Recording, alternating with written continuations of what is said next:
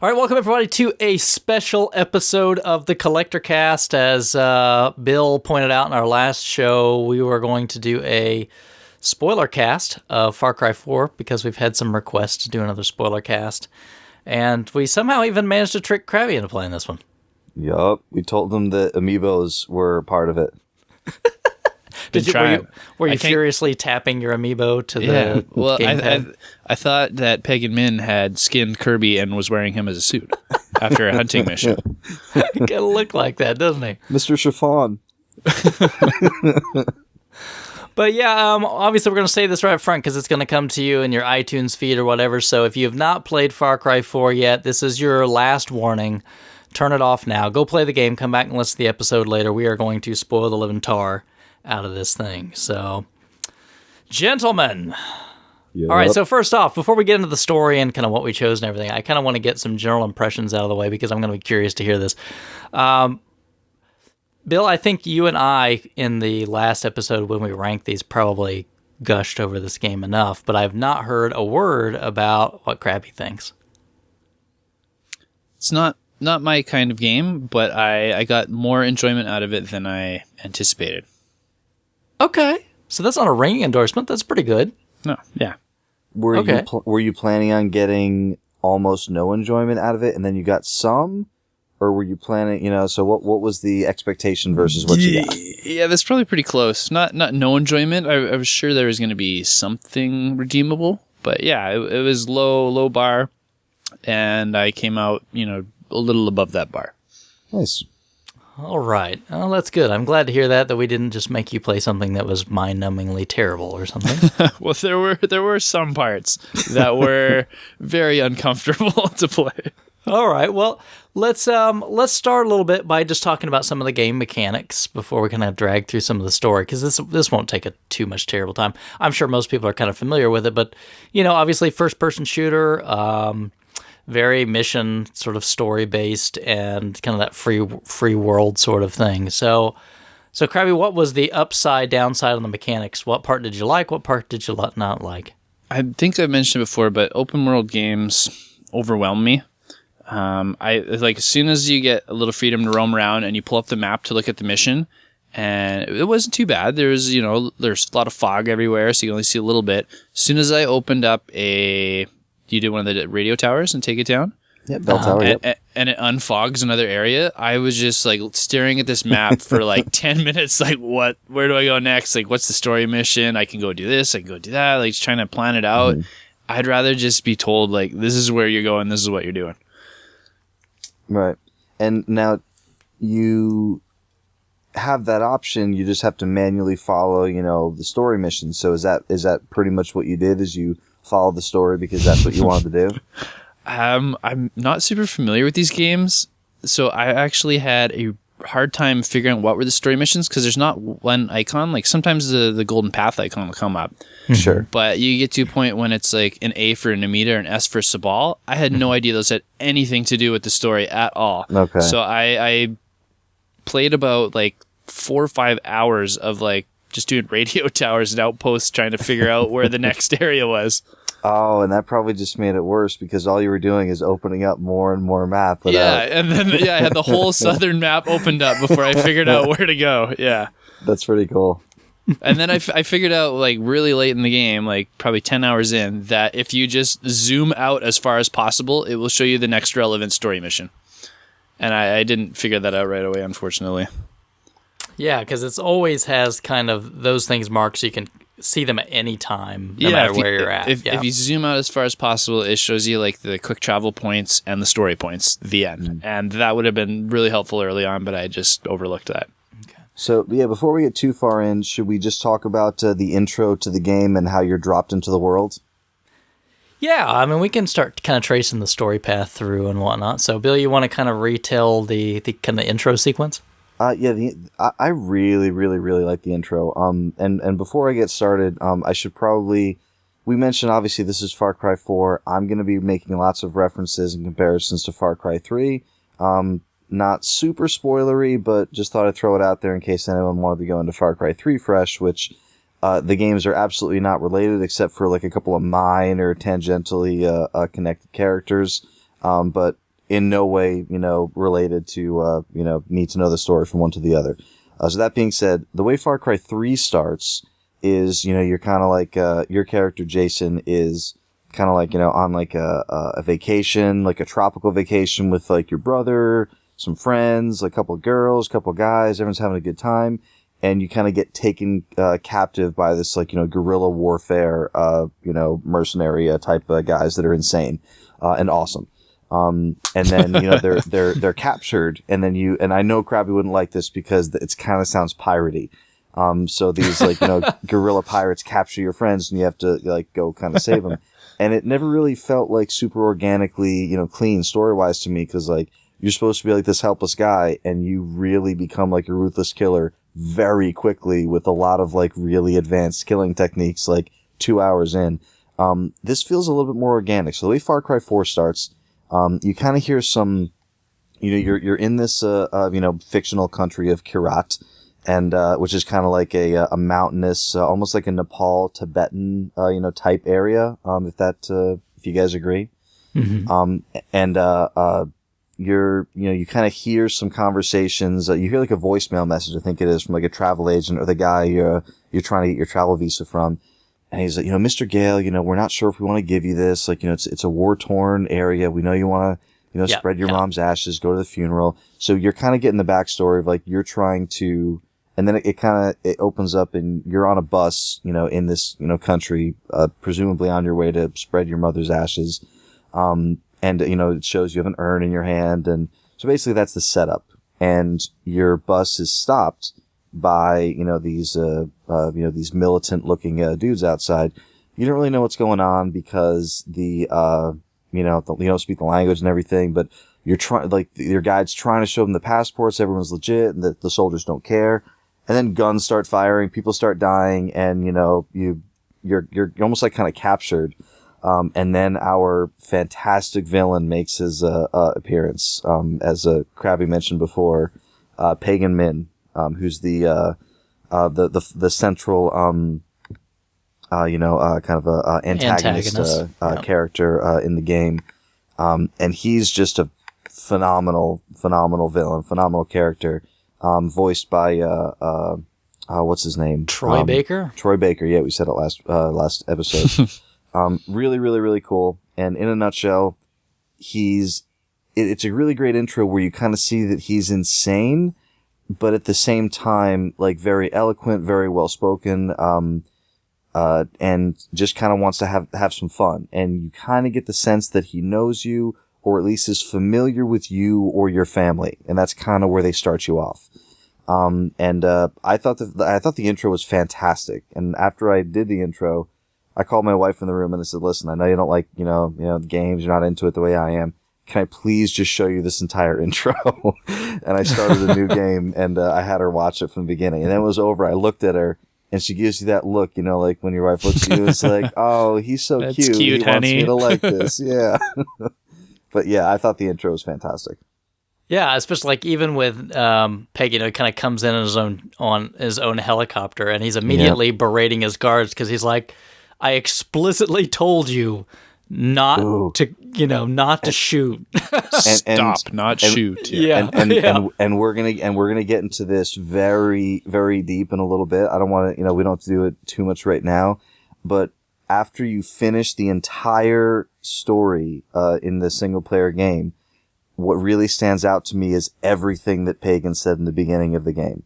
Yeah. And even when he's talking to his guard and he says, I'm very careful with my words. Uh-huh. So they're telling you everything he says is very important because he's chosen the words very carefully. Yep. Stop the bus. Right. Stop the bus, not shoot the bus. Right. Because something happens in the shoot. But they sound the same. And it's a great bit of dialogue. So something happens in, a couple scenes later where, again, what he says specifically is very important, and it almost goes right by you. And then you, at the end of the game, and we'll talk about that in a bit once we get to that point. But I really think it's a brilliantly written character. It's a brilliantly performed character. Very much like Voss in Far Cry 3. it's very much not the typical villain. It's that kind of insane but very very interesting, backstory of kind of a calm insanity. Yeah, he's like the most charismatic, crazy yeah. person you'd ever want to run into, right? Yeah. But you almost kind of don't know because you kind of come into him fresh. Yep. And he kind of just whisks you away to his helicopter, like, we're going to have this wonderful time together. Yeah. And that's the way he kind of sets it up, right? Like, welcome, this is going to be great. Ours is Enjoy the crab rangoon. Yeah, that's right. Ours is a clean show, so we can't say what he says, but he kind of gives the impression that, like, we're going to have a great time together. And then the title screen, and you're kind of like, do I like this guy? I kind of feel like I like this guy right away, even though he just killed the guy. So, Crabby, the same thing. Did you have sort of like, this is not a bad guy? I was just really happy that you guys picked a game where all the story was in cutscenes. I didn't have to try and absorb it like BioShock. I could actually sit there and pay attention to everything and get it all. That's a very interesting point, because I remember talking about BioShock with you, and you were kind of like, oh, I didn't pick up on that. But you can't focus on story. You're kind of like in the middle of things. Yeah, no, I immediately, like, in the bus, the first thing I was trying to do when they're shooting at me was walk around. I'm like, why can't I move? Why can't I move? I need to get out of this bus. And then eventually realizing it's a cutscene, I'm like, oh, sweet. I can sit back and soak this in. Nice. Yeah. So you get whisked away, and then you get the kind of the opening title sequence. And then you are sitting down at the dinner table with Pagan and the guy that was trying to basically smuggle you in on the bus. I can't remember his name right off the moment. Yeah, I can't remember his name, but yeah. And then started with a D, Dewari or Dewan or something. I don't remember. Yeah, they make kind of a point of talking about him, and then you also have Paul, right? Yep, Deplore. Yeah, Paul is there at the table as well. And originally, I thought we were in Pagan's mansion, and as it turns out, like, oh, I'm in Deplore's mansion. So that was a piece that I had to kind of figure out after the fact. I did not know that until you just said that, but that makes sense. Yeah, I was there because they were talking about some things, right, that were going on. And the thing is, I didn't pick up on the fact that his name was Pagan Min yet. I hadn't just absorbed that piece of information yet. So when everyone, we're skipping ahead a tiny bit, but everyone walks away and it's like, okay, like, escape Deplore's mansion. I'm like, oh, that guy is Deplore. But I'm like, oh no, that's Pagan Min. And then Deplore is Paul Harmon. So, and that's actually one of the first, fortresses that you, take over after you weaken it with a story mission, is you go back to Deplore's mansion, and that's the one that you take out when, with the Nure, story, connection. But yeah. Do you guys, can I stop you for one second? Yeah. Can you actually take over a fortress without completing the story mission? Is that even possible? I did all of them without doing those. Okay, it's just very challenging. Yes, much more difficult. Yeah, I took it seemed like 6 helicopters before I got taken down, and they just kept coming. So, they will pretty much. And the thing about that is you will still have to play that story mission at some point. So the only advantage to doing it before the story mission is so that your outposts in the region stop getting attacked. Right. I didn't see really any other, I didn't do that, but I knew that it was an option to do. So yeah, basically you're whisked off and you have Pagan at the table, the guy who was trying to smuggle you in, Paul Deplore, Harmon, and, Pagan's giving this very, very eloquent, very grandiose speech. He's walking around the table, and Paul is, calming you down, kind of like, at one point, like, your character looks at Paul and Paul's like stopping you from getting up or making any kind of move, like, no, just sit there, don't do anything. Right. I thought it was really fun. It was almost Joker-esque to me, and I'm not entirely certain that the purple suit on Pagan is entirely, by accident. I really think there is a Joker parallel with him, because he is, charismatic chaos, and he's a character you really like. When the guy who smuggled you in, he's sitting there, and you can tell he's terrified. You don't really know anything, but he's sitting there, and like you see in his eyes, and he's looking around, and his hands are under the table. So basically, Pagan like stabs him with, was it like a fork or a knife or something? Yeah, because Good knife. he tries he has like a phone or something, right? And then it's so funny though because he stabs him and then he grabs his phone. So like this guy's been trying to text like the other rebels for help. Yeah, and two things happened that made me laugh. Pagan turns to his guards and is like, "Really, guys? We're not checking for these anymore." And the other piece is he reads the text message. He's like, "Oh, help! You're calling for help." So, on the one hand, it's a joke, but on the other hand, in a few minutes when you're trying to escape and you see the help has arrived, you're like, "Ah, that's how they knew we were here." So during this whole conversation where Pagan's kind of walking around explaining. I knew your mother. She was awesome. Blah blah blah. He's trying to give you like let you know that like he's like on your side, but you still know he's kind of crazy because he's like stabbing people with knives and taking their phones. So basically, he has to go deal with some business. So he says to you, okay, stay here, enjoy the crab rangoon. I'll be right back. And then he leaves, and you're alone in this room. This almost like a pagoda, like a tower type thing. And you can stay there as long as you want. And then after a short amount of time, like a message kind of comes up on your screen and says, escape the mansion. So you're like, okay, I'm out of here. So you start going downstairs and you hear this like electricity, like zapping and like the lights kind of flickering. So when you get down there, you see that Paul and his men are, electrocuting the guy who smuggled you in. They're like, trying to get information from him. And then, just in the next room, the Golden Path, who are the indigenous peoples who are against the royal military and pagan men, they find you and they're like, okay, we're going to get you out of here. We can't save that dude. Oh, go ahead. I want to hold on for a second, though. Yeah, sure. The torture sequence. Did you guys stick around and watch that? I didn't, because that long. would be no. Yeah, I sat through the whole thing, and it really develops this character of Paul, because Paul's sitting there and he's just kind of like, come on, why do we got to do this sort of? Because Paul is basically like, think about the most corporate American sort of guy with an evil twist that likes to, burn ants with a magnifying glass. So he's sitting there and he's kind of going through all this, like, oh man, like he's really kind of inconvenienced, like, oh, why do we have to, all this?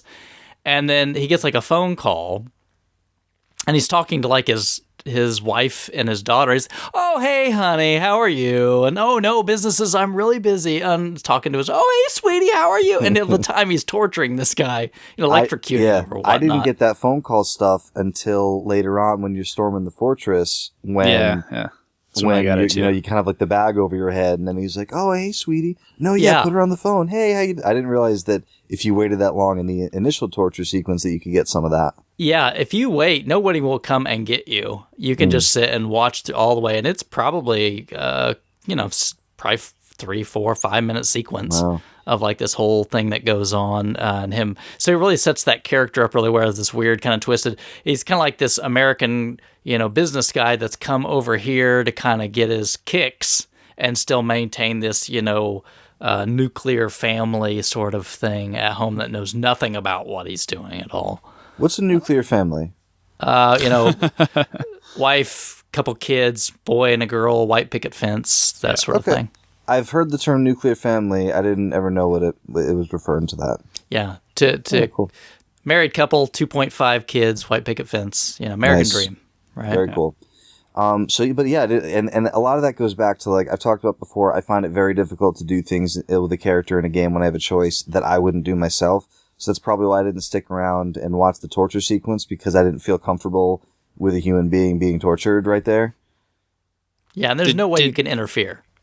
Did you try and interfere though? Like, did you try and get in there and like?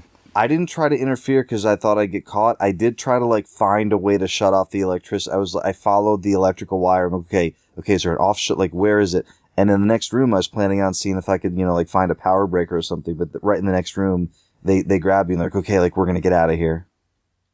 Yeah, it's all just a scripted sequence, and you can't interrupt it at all. But if you want to sit and watch it and kind of get to know the characters, you can. I mean, they kind of stop, because once he starts getting the phone call and stuff, he's preoccupied, and he doesn't really mess with the guy a whole lot anymore.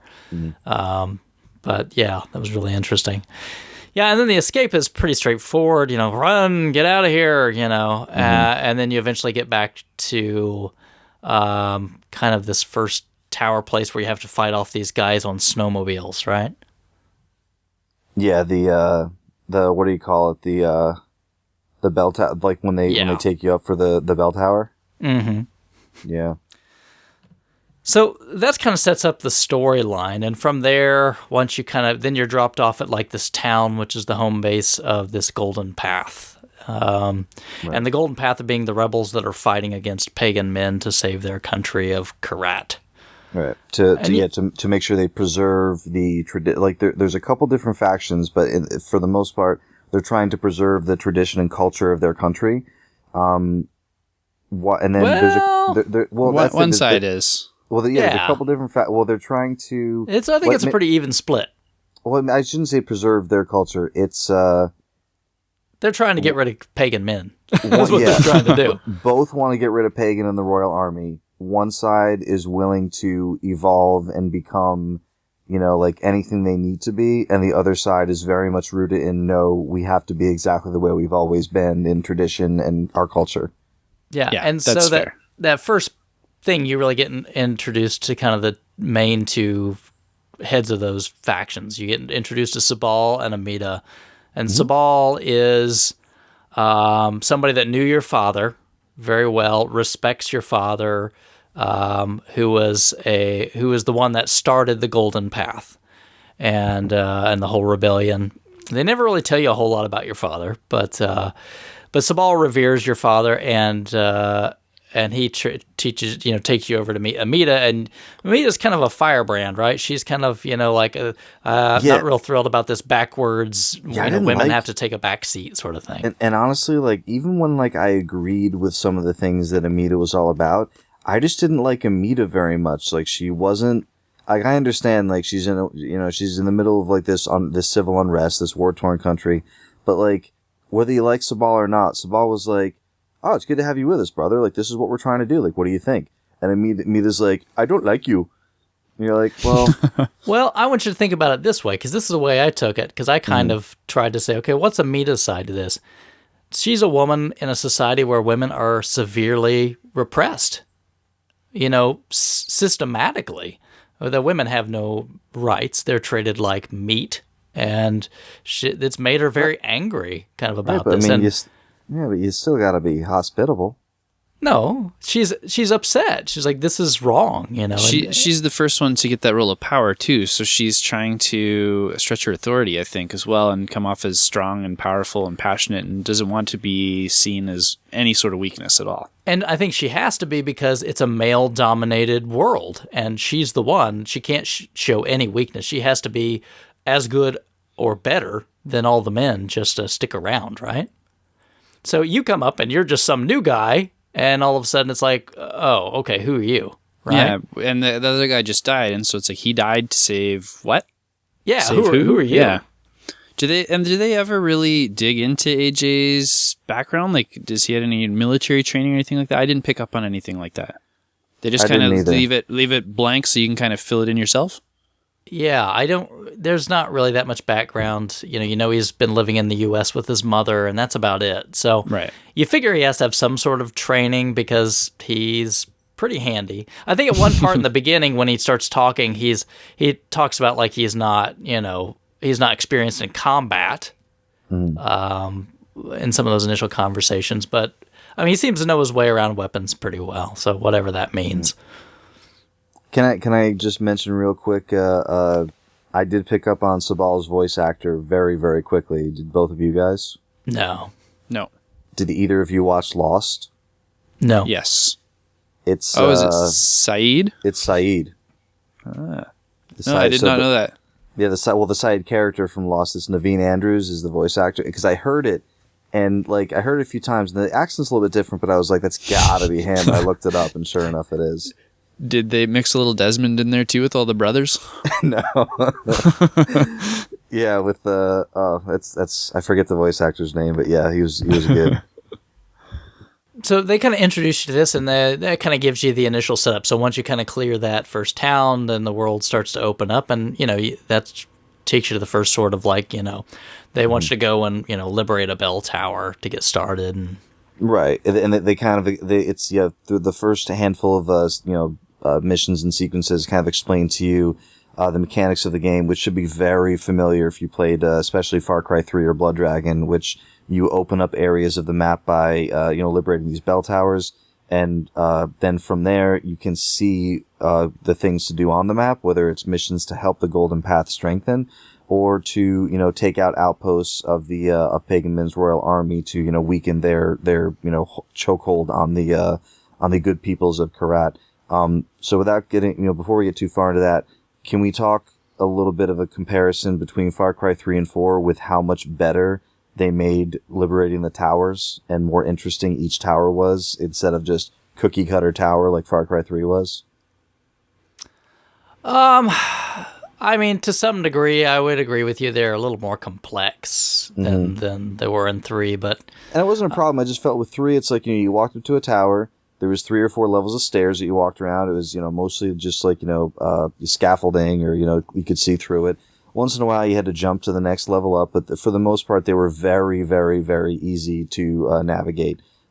Every bell tower in Far Cry 4 is a little bit different, and even if they weren't, the most challenging thing in the world, they at least kept you engaged as you're trying to scale this tower.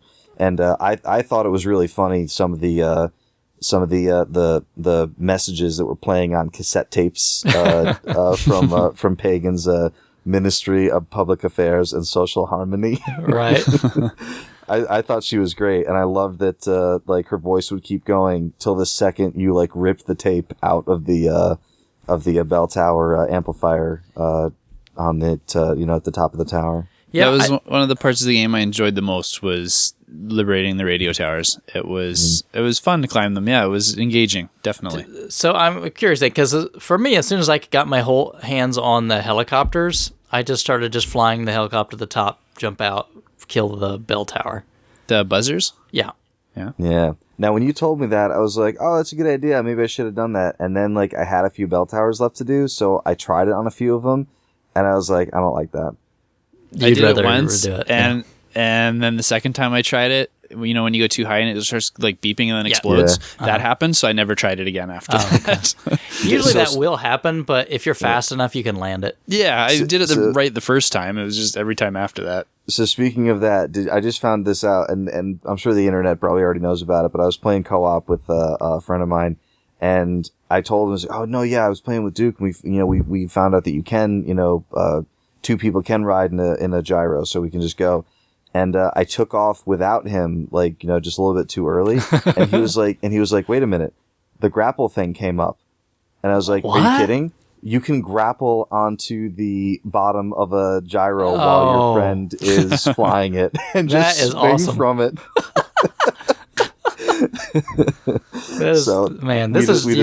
We discovered that recently, but we found out that he's not great at avoiding trees while I'm flying the gyrocopter through the forest. This game has so much of those make your own fun moments. Yeah. Yeah. But really, beyond that, I mean, most of the first act is really just sort of introducing you to the mechanics of the game. Here, go to a bell tower, liberate this, go over here and fight these bad guys, go over here and save some hostages. Right. You want to carry more money, hunt some animals, craft some stuff. And you're introduced, besides the main story missions, there's several key characters that give you quests. I guess we could go through each of those really quick. There's only 3 or 4 of them. Yeah, I mean, there's Longinus, right? Yeah, I wasn't a huge... I mean, he's an interesting character. I didn't love Crabby Longinus. must really like Longinus. What'd you say? I said Crabby must. He's laughing. What do you think of Longinus, Crabby? You love Longinus? So far, I'm agreeing with Bill here. He's not the most lovable character I've met. Right. He's one of these guys who, he almost reminds me, not to keep referencing Lost, what was the name of the guy? I forget the character's name in Lost, but the large black African... Mr. Echo. Yes, Mr. Echo, that's right. And when you see some of his backstory, we have Lost spoiler alerts in this podcast apparently too.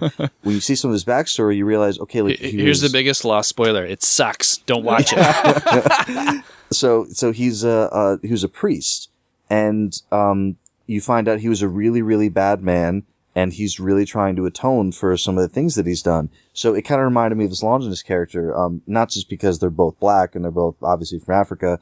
I thought Longinus had a really interesting haircut too. He has like this Yeah. he has this Jersey Shore blowout.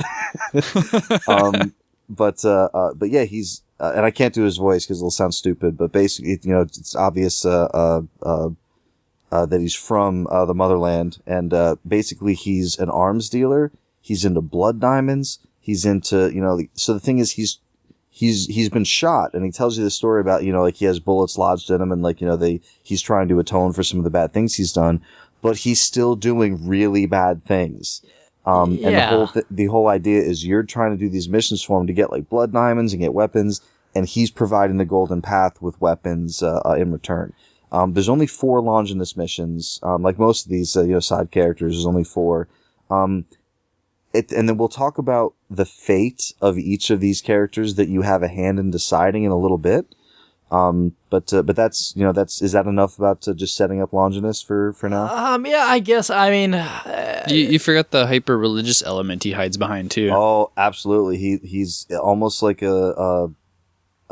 like, you know, he quotes like he's a scripture. preacher. Yeah, he quotes scripture to quotes scripture constantly. Yeah, but not properly. No. and then one, I think, doesn't he refer to each gun as like, or each bullet as a sermon? Yeah, I mean, he says the correct lines from the Bible, but he's trying to equate it with these crazy what he's things. doing. Yeah. And isn't there one time when he was like, "Oh, like what chapter and verse is that?" And he was like, "Not everything is from the Bible." Yeah, that was like the last mission, I think. But I mean, did you guys buy it? Did you think that he was legit? Are we spoiling the end here? Well, I mean, we can't. Longinus' story really doesn't have much to do with the main story arc. No, I mean the end of his arc. Well, we can talk, I think, now, because he doesn't really factor into the main story at all. Yeah, I kind of believed that he was buying his own BS until the very end, when he obviously didn't care. He was using you to his own ends. So you guys thought... I thought the whole time that he was just crap, and he was trying to string me along because he just wanted the diamonds, right? But he was trying to like get me to think that, you know, maybe if I felt for him or saw him as this kind of character, that I would do it to help him. I always thought that he thought he was righteous. Really? Yeah. I always thought that he thought 100%. I didn't think he was trying to pull anything over on me. I always thought that he thought he was legit and righteous and doing good stuff. But at the same time, at some point during the final mission, I remember turning to my wife, who wasn't paying attention to what I was playing at all, and I said to her, "If they give me the chance, I'm shooting Longinus in the head." And she looked back at me and said, "Who's Longinus?" So, but the thing is, at the end of the day, after the last mission, Longinus is kind of packing up, like, "Okay, I'm getting out of here. You know, South America, this other place, wherever the Lord takes me to do my work." And like, and during the last conversation that you had, not conversation, during the last, you know, dialogue that he has with you, as he was speaking, I was kind of thinking, I can't kill this guy. He thinks he's doing well, so maybe let's try to guide him on the right path. Let's try and do something. And I was kind of surprised because a lot of the characters in the game, you were given at least like a choice or a hand in what their final fate is. And with Longinus, you weren't. He just, you know, once your conversation was over, he's gone. I'm going to guess Longinus will return in DLC, but that's probably my thoughts probably a safe behind it. bet. But yeah, I thought he was just, you know, trying to doing the crazy like a fox sort of thing. But, you know, who knows? But yeah, that's his whole point. You know, his whole function in the game, a lot of it is to supply you with a lot of new weapons. I mean, that's kind of like the function that he serves. Yeah. And to get you to the Himalayas, right? Right. When you get up into the first time you get to see snow leopards, because you haven't been north yet. Yeah, he sends you up in the mountains for a couple missions and there's no other way for you to get there normally, unless you're in these missions. So he plays into the flavor of the Golden Path too, with supplying them with weapons as well. Yeah, yeah, he does. Yeah, otherwise they'd just be getting weapons from who knows where. You just assume it, right? Right. But so that's Longinus. Then we had Yogi and what's the other guy's name? Reggie and Yogi. Right. Now, I thought the dialogue with these guys was all very, very funny. I thought the missions, for the most part, I mean, it's weird that like these like trippy missions where like things are like materializing and moving and falling from the sky. It's weird that those missions to me would feel like the least interesting. But I really just felt like I was running from this point to this point, and then when it was done, it was done. So it was kind of a cool little break. But yeah, Yogi and Reggie, they're at your house, right? When you first meet them? Yeah, they're occupying your father's old house. Yeah, they're occupying the Gale homestead, they call it. They're squatters, basically. Yep. So basically you know the first time you approach your the Gale homestead, you kind of walk in, and Yogi and Reggie, these two kind of, would you say British? Yeah, they're Brits. Yeah. Yep. So two British, I guess you'd call them, burnouts, potheads, whatever you want to call them. They're into drugs all the time, all day long, whatever. So you kind of come in, and they're, you can kind of tell they're employed by some of the bad guys in the game. And you find out later that, I think Paul has hired them. So basically you show up there, and then, they're smoking, and they're like, oh, okay, we got a guy. Okay. They're like, this is, and they're like giving tours of like, the legendary Mohan Gale's house. So after a little bit, you're like, this is my house. What the hell are you guys doing here? And long story short, after like a little bit of dialogue, they stick you with a needle. They inject you with something. And I think the first time they do that, you wake up in this arena. In the arena, like this battleground, where how do you say it? Noor or Noor? Noor, yeah. Noor. So Noor, who's a character who's being played by Pagan, and she's seen to be a partner of theirs, but so basically there's this whole big arena, and she's introducing you to the people as if she hates you, like here's he's living in American decadence, and now he's come back and he's gonna have to pay for his crimes. And then she's like whispering to you, "I'm so sorry, buddy. We're gonna get out of this, okay?" Yeah. And basically she's there's a knife down there. So you can tell she's playing a part in this, right from the beginning. Yeah. And basically you have to fight your way out of this arena. And once you do, she kind of explains to you, like, don't be mad at Yogi and Reggie. They're being played just like you, just like me. They're just pawns in this whole big thing. So Yogi and Reggie are, there's a couple of sequences where they drug you, and that they're trying to like test out their drugs, see how great they are. So you basically go through this like trippy psychedelic sequence with crazy music and crazy lights, and like, everything's high and happy. And then by the end of that sequence, I think all it does is upgrade one of your boost syringes, right? I don't even remember. I mean, every mission that you do with them is retrieve your weapons from Reggie and Yogi. Yeah, they stole your gear. Yeah. To me, they were the worst missions in the game. I'm with you there. They were more annoying to me than Longinus was.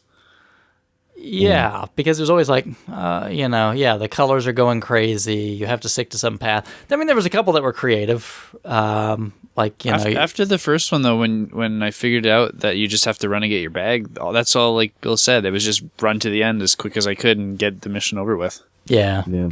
They're like the one with like the...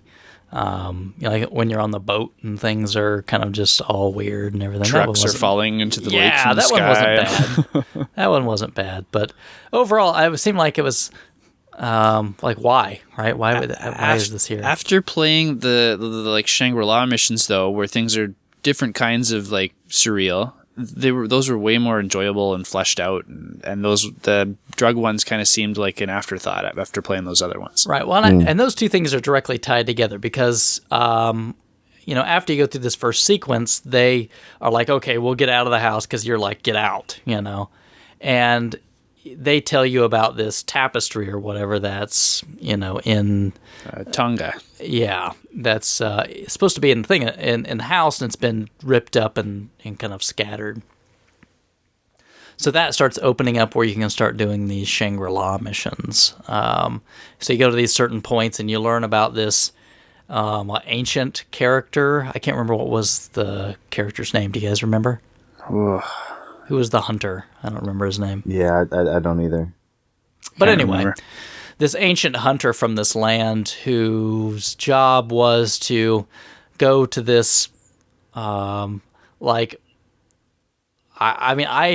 thought it was probably more some drug-induced other world kind of thing. Is that what you guys thought it was?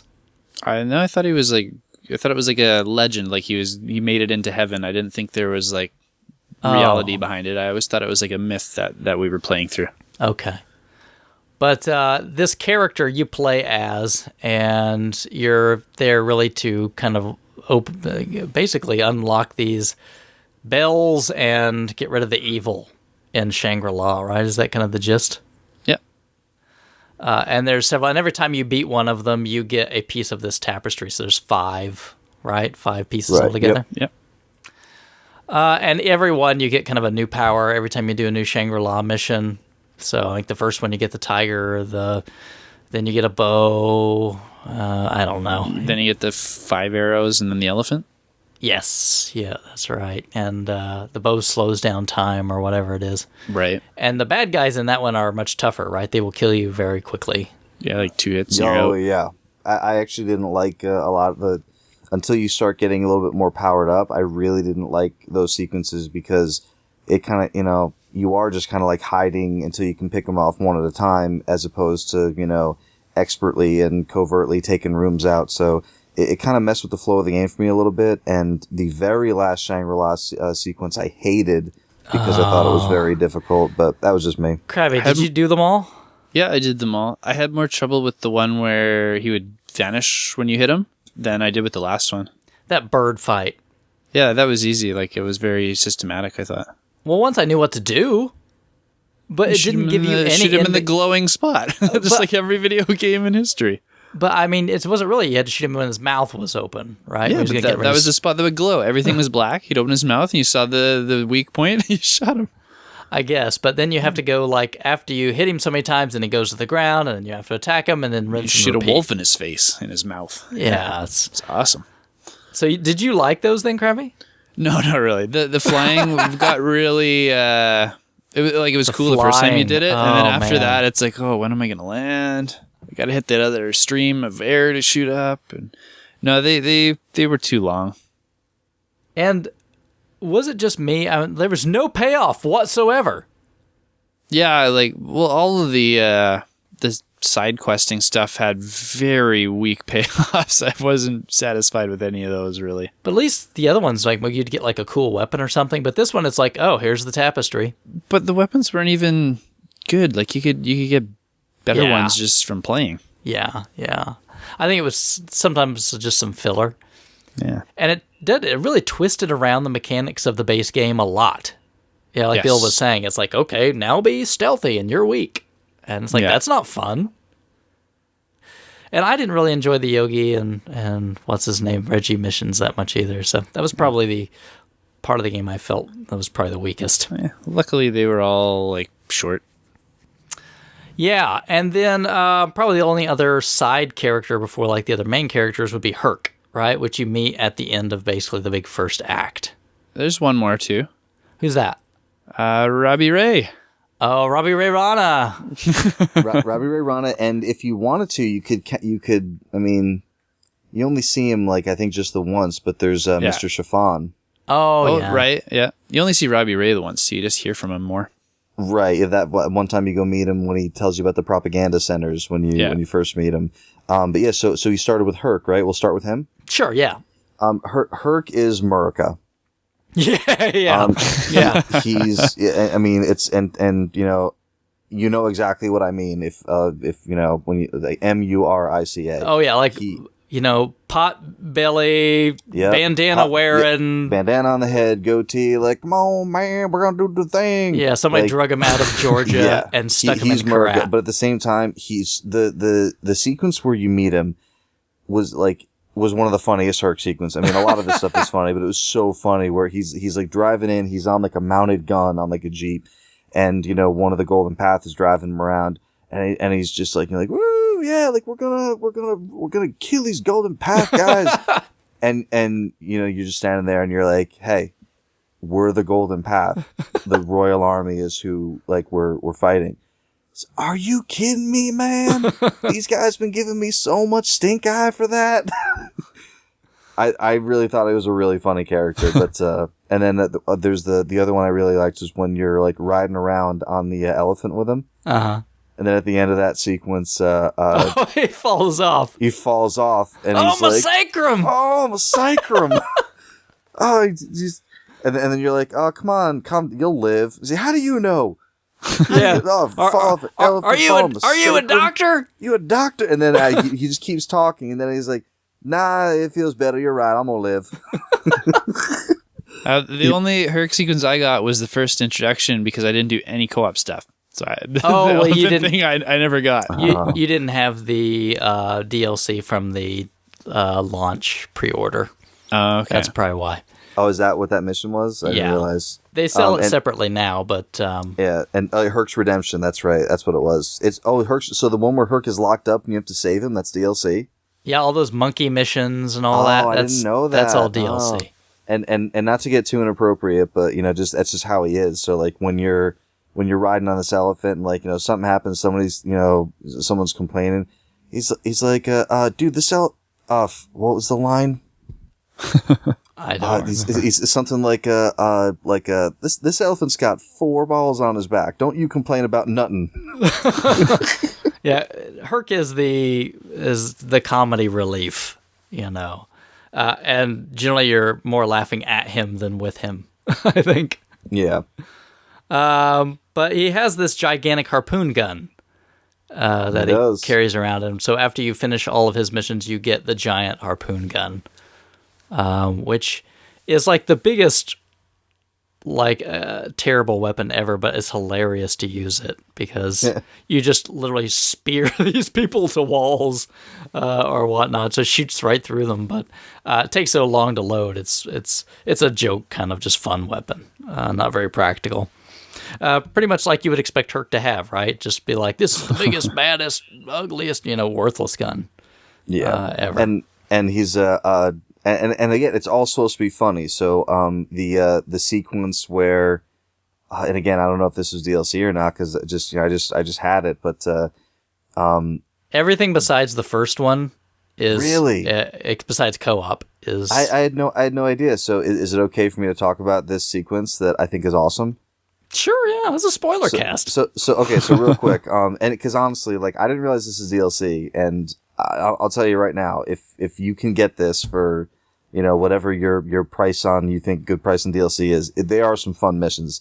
One of them though is you go to find him, and he gets you on the radio, and he's like, "Hey man, I was in here, I was trying to steal something, I got in the back, so I set this bomb on this vehicle of theirs." And I set it to go off once the bomb, once a certain speed is triggered, but then I couldn't get off the thing in time, so now I'm stuck on the bus. And you're like, so once the bus goes 50 miles an hour, the bomb is armed, and then if it drops below 50, it blows up. And you're like, this sounds a lot like the plot of, and then Herc's like, come on, man, come rescue me, be my Keanu. So during this mission, you have to fly a gyro, and you have to trail the bus that it's on. You have to take over the bus without stopping it, and then escape with him on it without slowing down too much, or the bomb will blow up. Yeah. And it's awesome. Yeah. Yeah, Herc is good comedy relief. I mean, if you want to invest in some DLC, but if you pre-order the game, you got it. So That's kind of how that works. But after Herc, that really is that's what unlocks co-op. So at that point in time, if you want to play co-op, you can do that. And then we get to the first real, probably, choice mission between Sabal and Amida. Mm-hmm. And in that one, you have a choice. Amida wants you to go out and recover some intelligence that will help the Golden Path fight the Royal Army. And to do that, there's some people that are going to lose their lives. That's kind of just part of the deal. And Sabal is like... Want to make an omelet. Yeah, and Sabal's like, we can't lose people, that's not acceptable. The intelligence can go. We have to save our people. And you have to make that choice. I mean, it's kind of a gross simplification, but they state their case. You can listen to both of them, and you have to make a choice as to which way you want to go. So, Crabby, who did you go with? I went with Amida off the first one. I went for the intel. You went for the intel. All right. The intel. Bill? I went Sabal. And I went with Amida. So I think regardless on these choices, it really just sets up storyline things. The missions themselves are not terribly different. No, it's well, they're the same, mission setup. It's just, slightly different on what you'll be doing, whether you're like arming bombs versus disarming bombs, or stuff like that.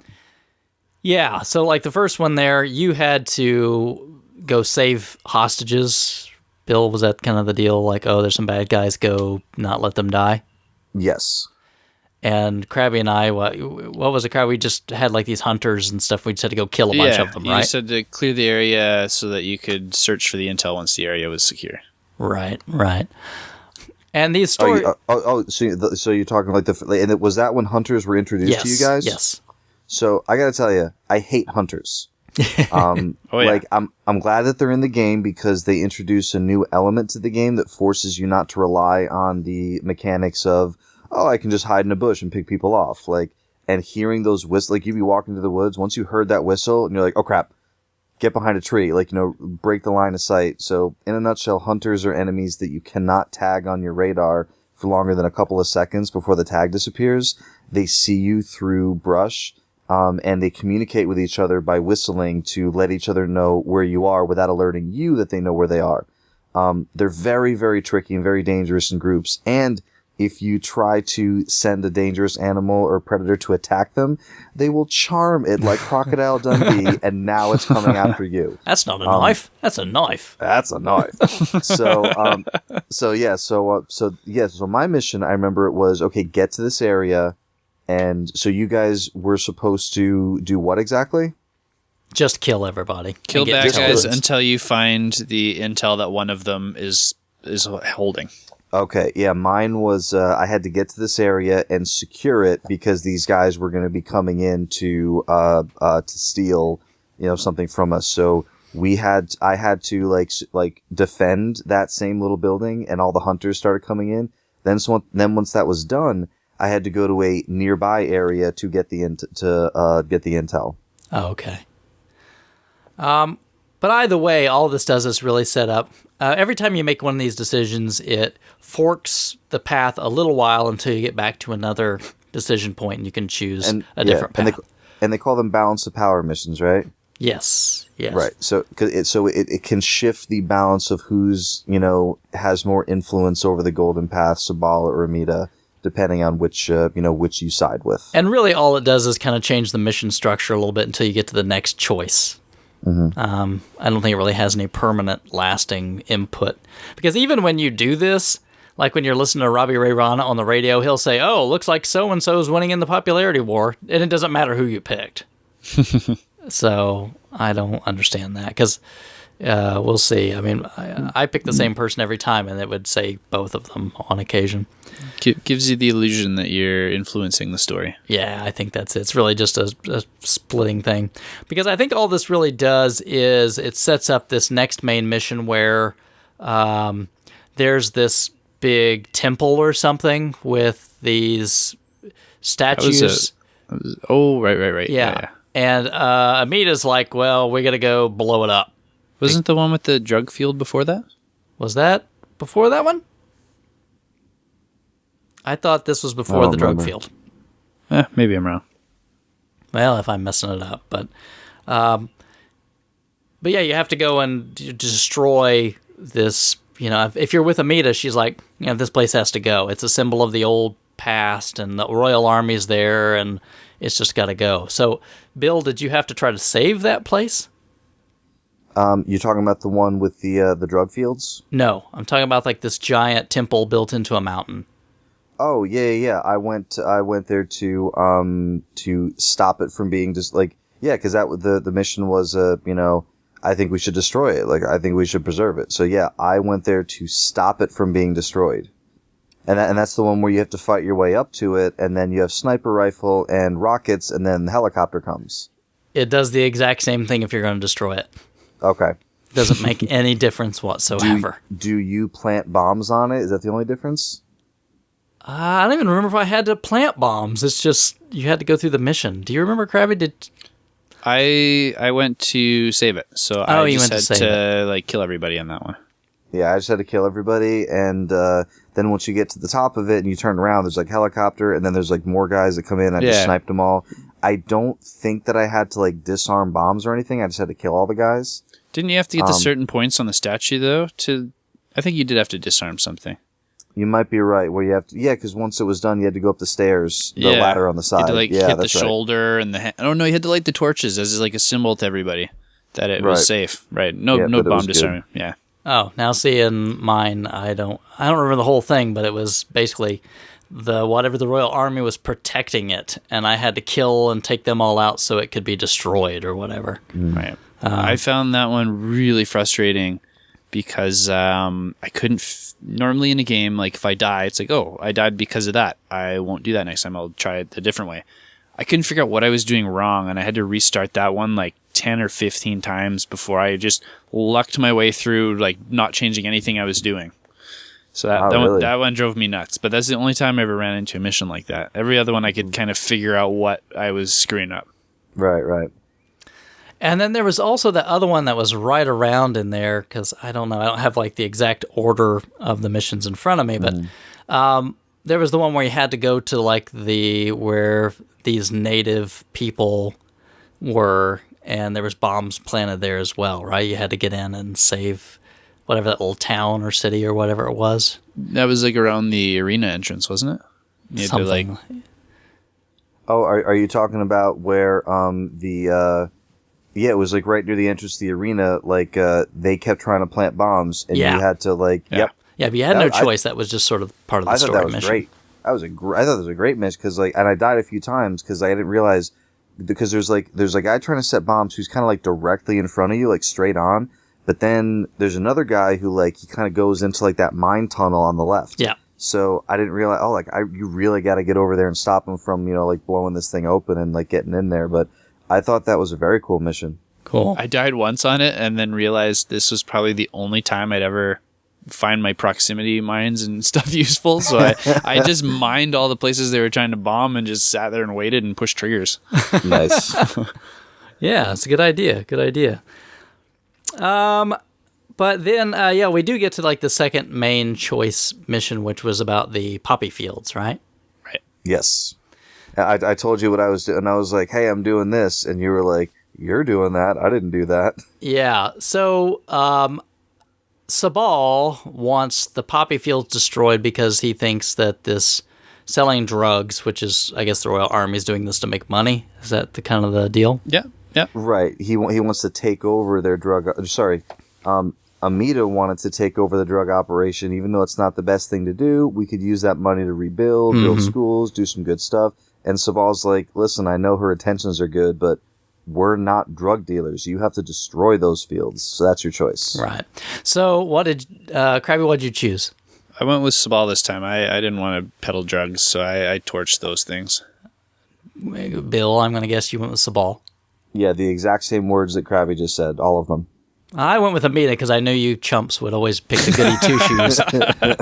See, this is the way I have to play these games, because if I'm going to talk about them, I know you guys are going to pick the good options. However you need to justify it to yourself to sleep at night, Chris. Yeah. Notice he didn't say that when he sat there and watched a guy get electrocuted for 10 minutes. Yeah.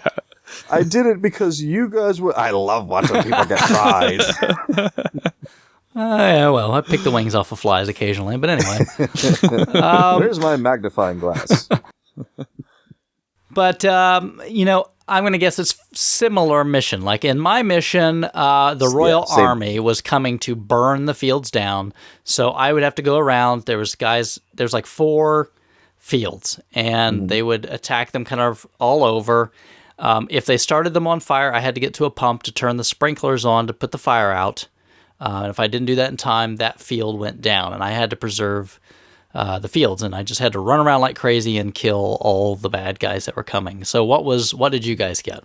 That actually sounds more difficult than what I had. Yeah. It was difficult. Mine wasn't difficult at all. I know how Crabby's was. But, one try and done. Yeah, it was like, okay, get in there and destroy all those fields. And there was just a whole bunch of dudes. You used a syringe, like a hunting syringe. You tagged them all. You took out some of the snipes just so that you kind of clear your path a little bit. And then you just kind of snuck around. And I would throw like a Molotov in one field and then run to another. And then when everyone went to the first Molotov, to be like, what is going on here? Just flame the next one. So there was no time limit or anything. And there weren't really too many guys, I was just able to get in there and torch them all pretty quick. And if you hit the water pumps before you torch the field, they have no way to put it out either. Right, if you sabotage that. Yeah. Oh, It's almost like sabotaging an alarm. Speaking of the syringes, that was another probably my fault for not being familiar with these games. Right. I didn't use my first syringe that wasn't a healing one until I was like 18 hours in the game. Oh, I did wow. not realize you could craft them or anything. I knew you could because they mentioned it. I just never figured out how until really, really late. those make such a huge difference in the game. Oh yeah, too. like as soon because I got to this point where I was looking at all the skills that you could unlock, and one of them you had to defeat 2 outposts undetected. And I was like, I haven't done that yet, so I'll replay this mission. And I replayed one undetected, and it didn't count it, so I assumed that meant I had to do new outposts. I haven't liberated yet. And the only ones I had left were the hard ones. I had none of the easy or medium ones left to do undetected. So then I sat there and just really figured out how to craft everything, and then they were really easy with those hunting syringes. And Crabby, you can replay the outposts. I did replay one, but it didn't give me the undetected notion, even when it showed me finishing it as undetected. Huh. Okay. Like with the blue or whatever the color it is. Is it blue when you're undetected when you finish an outpost? I don't remember. It just says. Yeah, I think it might be. And it's like yellow or red if you did it, but you killed people. Right, yeah. You get like one color for no alarms and one color for just destroying everything, yeah. And one, I'll tell you, in Far Cry 3, if you got green herbs, you then still had to go into your menu and craft a healing syringe. So in this game, I totally missed the part where they explained that. And I actually, when I was waiting for my buddy to join co-op one night, I was like, let me check out the digital manual built onto the disc. And 50 hours or 40 hours into the game. And I was like, I totally missed that when they explained it to me, if they even did. So in this game, you don't ever craft healing syringes. When you pick up 2 green herbs, you automatically craft a healing syringe. What? I had no idea that was a thing. Yep. I didn't either. I just went and bought them every time at the Me trading too. post. I bought them every time it was at a thing. And then so 40 hours in, and I should be familiar because Far Cry 3, they changed this. I'm looking in the digital manual, and it's like, FYI, when you pick up 2 green herbs, you craft a healing syringe automatically. And I was like, I totally missed that. Yeah, I've never picked up on that either. Okay, so Crabby pointed out there was, I guess we didn't talk much about the propaganda stuff. I mean, we kind of mentioned it, but Robbie Ray Rana and kind of everything that plays in with him, right? Can we all agree that Robbie Ray was awesome? He was kind of funny, yeah. Can we all agree that Robbie Ray was awesome? Like I You didn't love him? I didn't get much hurt, so this was my comedy relief. Oh, okay. No, I loved Robbie Ray. It was great. But there wasn't enough of every him. time I got in a vehicle and I pulled up to when you get in the vehicle, I'd pull up to whatever mission I was at and he'd still be talking, so I'd sit in the car and let him finish and the song would start, then I'd get out and do my mission. But he didn't have a lot of content. You would just hear the same stuff after a while, right? What about when it got really uncomfortable when he was talking to you? That only happened once. It happened to me a few times, and he's like, am I doing it again? Am I doing that thing where it gets really uncomfortable? Yeah. The bidet thing, that was uncomfortable. Yeah. Everything else was funny. Yeah. But, Crabby, you were just mentioning what was your favorite part? Oh, I loved searching for the propaganda posters to pull them down, and then once you got enough of those, you got the next propaganda center missions from him. But I just found it so relaxing just to pop up take everything else off of the map, and except for the propaganda posters, and just grab a buzzer and fly to the next poster, tear it down or light it on fire. I used to you'd flip a vehicle so that it needed repair, and then you pull out the repair gun, the little welding torch, and then I'd fly the buzzer over, and then I'd pull the welding torch out and torch the propaganda posters off the building. That's the best thing I've ever heard. Yeah. That was fun. Oh man! What were you saying, Bill? Oh no, I'm just thinking of your Canadian flags on your RF Gen collection, and just you see all the propaganda posters as nope, gotta get all those posters off my collection. They didn't make sense flavor wise because they were strewn about Golden Path owned towns. You'd think someone would have torn them down besides me. Right. But it was fun to do. Like, it was, I didn't have to kill people or, hunt and skin animals. I could just go rip a page down and move on to the next one. That's funny. That's this giant open world first person shooter, and your favorite part is the collectathon. Yeah. And the buzzer, I love driving the buzzer too, because you can just flap. You don't have to worry about guys shooting at you. Yeah. If for some reason you get radio reception up there, because I still listen to Robbie Ray. Yeah. And that was the best. One of the best additions to this game from Far Cry 3 was the adding the buzzer. Because you do have fast travel, which is great, but just giving you a small vehicle that you could simply just take up in the air and not only go long distances fast, but really be able to, it really shows you, this is one great big area. You can go from one side of the map to the other. Everything you can see in the distance, you can reach. It's a fantastically simple addition. Yeah, and when you're doing the collectible things, you can't always fast travel somewhere convenient, so it was nice to have a buzzer to go to those weird out of the way areas. There's a severe lack of fast travel points in the northern Karat. And besides that, I had something, I totally just lost it. No, buzzers. Oh, the buzzer. When you're in the air, as long as you stay close enough to the ground, everything looks good. But I did run into a couple spots where textures and trees would be flashing in and out because I was too high or there's too much on screen. I wonder if that's a PS4 issue because I didn't see that on Xbox. Maybe I did play it on PS4. Yeah. I saw and for disclosure, both me and Chris played on Xbox One. I did notice a little texture pop if I was looking at something away in the distance. As I got closer to it, I would see the leaves kind of come into focus on it a bit. But I didn't see in and out like you're describing. But it could you'd be seeing a mountain and half of the mountain would just pop. Oh, there's the trees. Oh, yeah, no, yeah, that I didn't see. Yeah, must be just that version or something. Yeah, maybe they patched it out. Who knows? Yeah, the radio towers and the propaganda posters, I had a really enjoyable time with. Cool. So specifically those. So you didn't have the same for any of the other collectibles, like the letters or the Monty wheels or anything like that.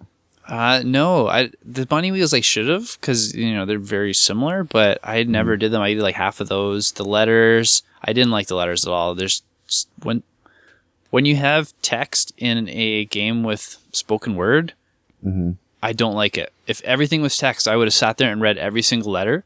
But when you've got spoken word, I just get so used to it and it's convenient. As soon as I saw text, I just circle out of it and go back. It's part of the reason it's really hard for me to go from Final Fantasy X and Kingdom Hearts 1 and 2 back to an older Final Fantasy that's all text. Even though they're great games, I kind of get spoiled with the spoken word a little bit. No, I can jump in a game that's all text. If they start talking, then it takes me out of there. Yeah, I can't have both. I just need one or the other.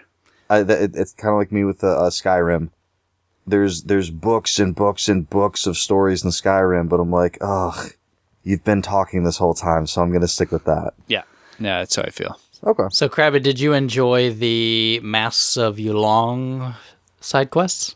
Not as much, because once you get to them, it opens up that little search area. Yep. So I got too tired of searching after a while, and I was like, I just want to know exactly where it is. I don't want to search. Did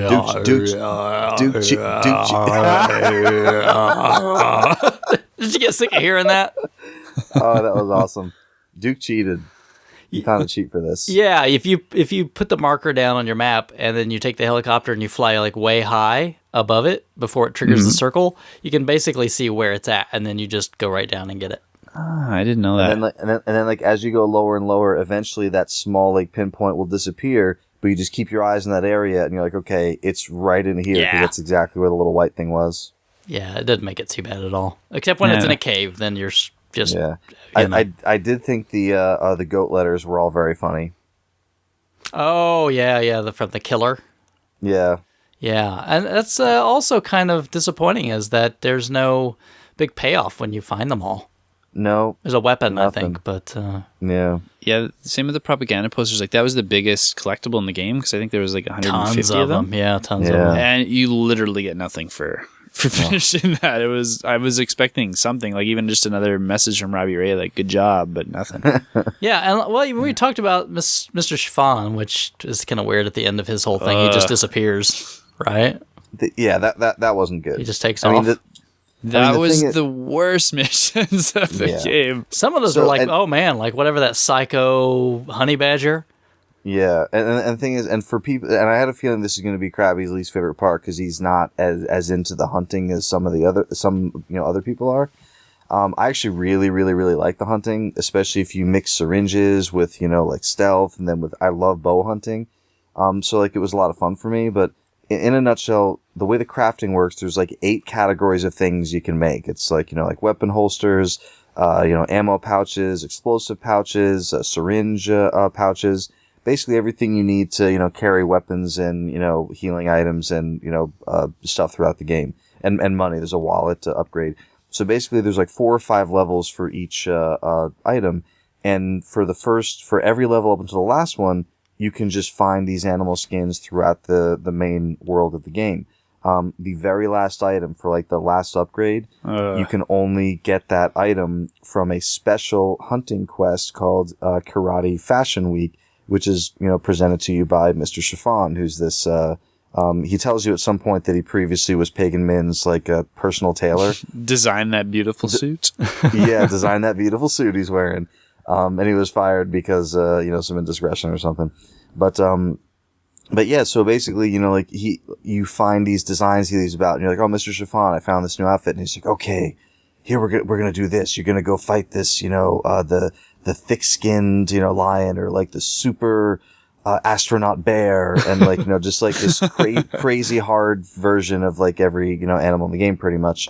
This elephant is just very angry, and, you have to kill him with a flamethrower and stuff. That was the worst. Every other animal, it's like, shotgun and bow, and yeah, you get to the elephant, it's like literally light him on fire. Yeah. That was what you had to do. Flamethrow that elephant. How do you not feel terrible doing that, though? Just like throwing Molotov cocktails at an elephant and then lighting him up with a flamethrower? That was awful. Because it's a video game. It's not a real elephant. You're supposed to immerse yourself in this world. It's not real. You're walking around with a monkey wallet.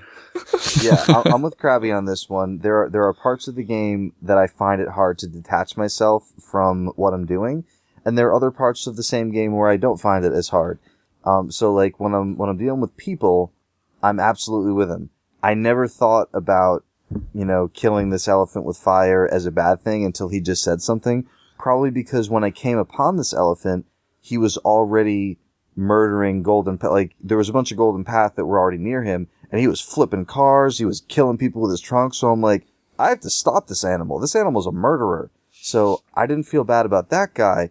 I did feel bad about like some of like the non-predatory animals that I had to kill. It's like, oh, he's just eating some grass. But come on, man. If you stop to think about it for a minute, I mean, how many thousands of people in the game did you shoot? I mean, you're a mass murderer. Oh yeah, yeah, so, but like I they hate deserved it. takedowns. Takedowns were I love those things. too close for me. I love those. I want to be far away. I don't want to see their face when I'm killing them.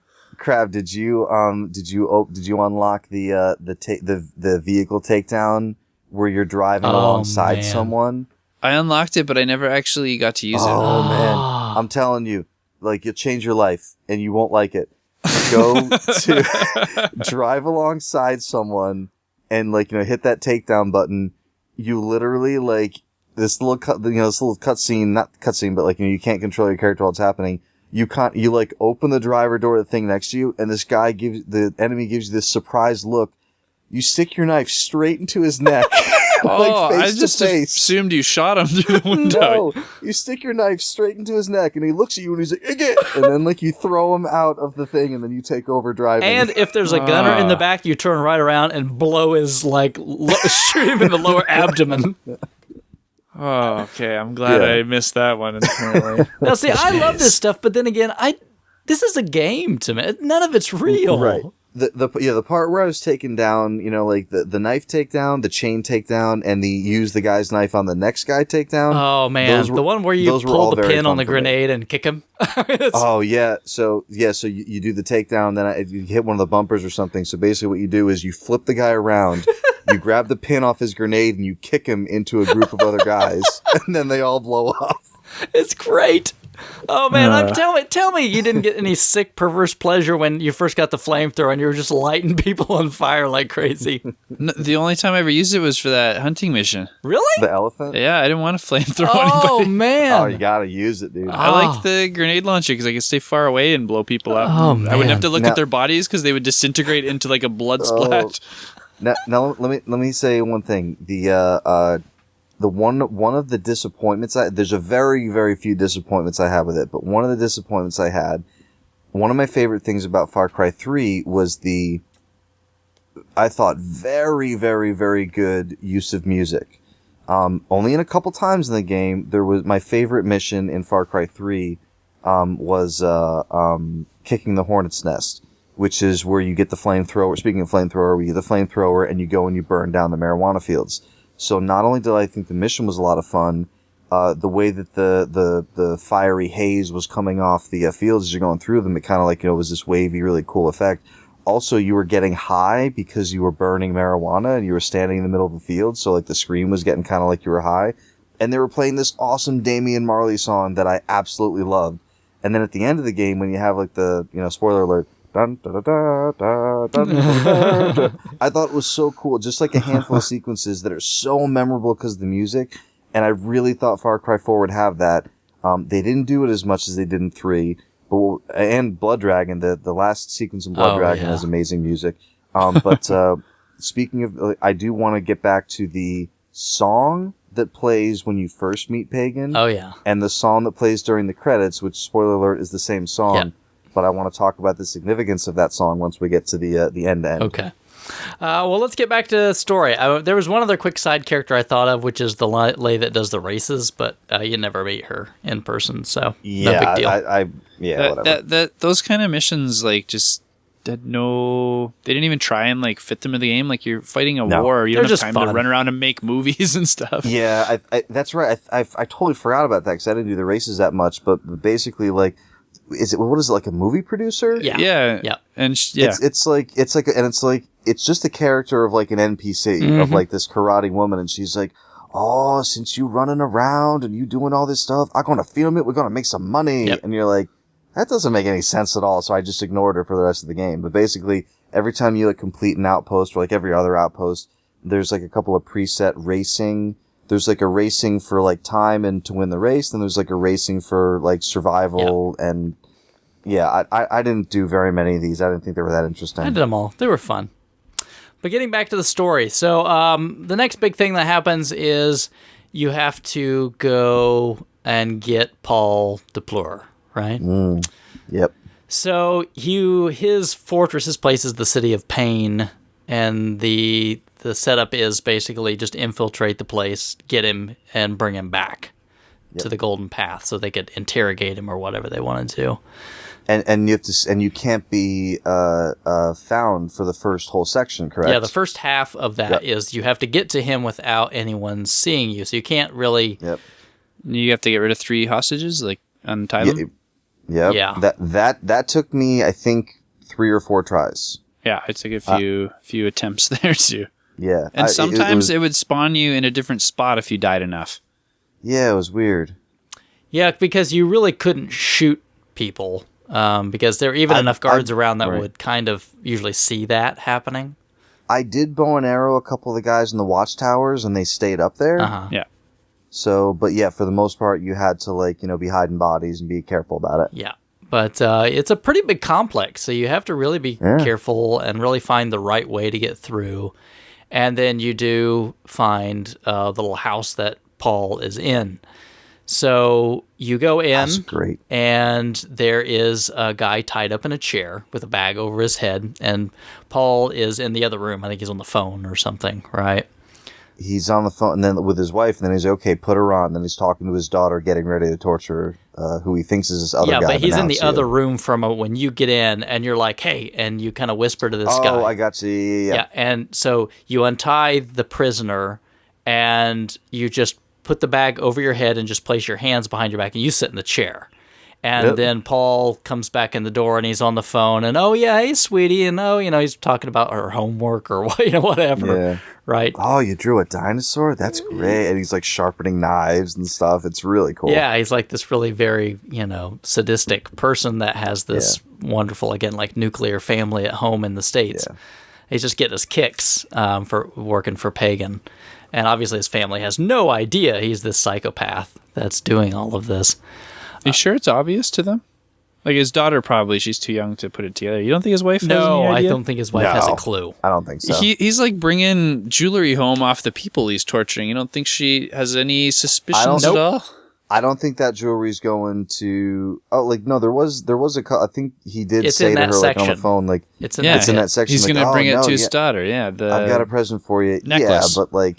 Yeah, but he's traveling all over the world, and he found this thing in Karat, and he brought it home for... Yeah, I really don't think they know. Yeah, because he's always talking, oh, I'm really busy at work, and da-da-da, but he's talking like he's, just some Joe Schmo businessman instead of crazy, They would have to know what his, like, skill set is, though, and at one point she's got to think, like, this isn't a businessman. Well, he kind of says at some point, right, like, oh, I used to have, like, this humdrum life, and then I came over here, and it's this excitement and everything, right? This is like True Lies, too. Yeah, kind of. Like this awesome secret life. He's really getting into it, after having this boring kind of just, U.S. sort of life. But anyway, so you're listening to him, and of course he doesn't know that you've made the switcheroo, and so all of a sudden, you surprise him because he takes the bag off like, oh, hey, because he's going to torture you, and surprise. And so you knock him out. And then you have to slug his body all the way, just schlep it all the way back through his fortress. That was a pain. And get out with his body. Not as painful as you'd think. No, because you can kill the guys. You don't have to be stealthy. Yeah, you can kill the guys. Just run with him as fast as you can and just toss kill him everybody. in the trunk. Well, yeah, I didn't do that. I dropped him, shot people, picked him up, kept going, dropped him, shot people, kept going, that would have been put him awful. in the trunk of a car. I just eventually got to the point where I just said, I dropped his body off. I'm going to run around, agitate everybody, and just kill them all. Okay. When I finally got to him, I'd done it so many times that by the time I did it like almost flawlessly. So I still had all my healing syringes. So I just ran to the car and healed every time I got shot a couple times. And you drive off and people are still shooting at the car and you're fine. Nice. And you know what I thought was interesting? Because before you go there, one of the things that Noor says to you is, like, cause she's like, Paul has my family. Like, you gotta help me. You gotta do this for me. And you really feel for her. You're okay. Like, I'm going to do this. So when you finally have Paul in the trunk and you're driving away and he's really pleading with you, like, oh, like, no, it's not me, blah, blah, blah, like, I'm a good guy, whatever. And then, like, you say something to him, like, oh, yeah, like, Noor says hello. And then he starts laughing, like, first a little bit, and then more and more. And then my first thought was, like, oh, crap, Noor's the bad guy, and she's fooled me. But then he says, she thinks her family's still alive? Yeah. I killed them years ago. Yeah, I'd have been dead forever. And you're like, oh, jerk face.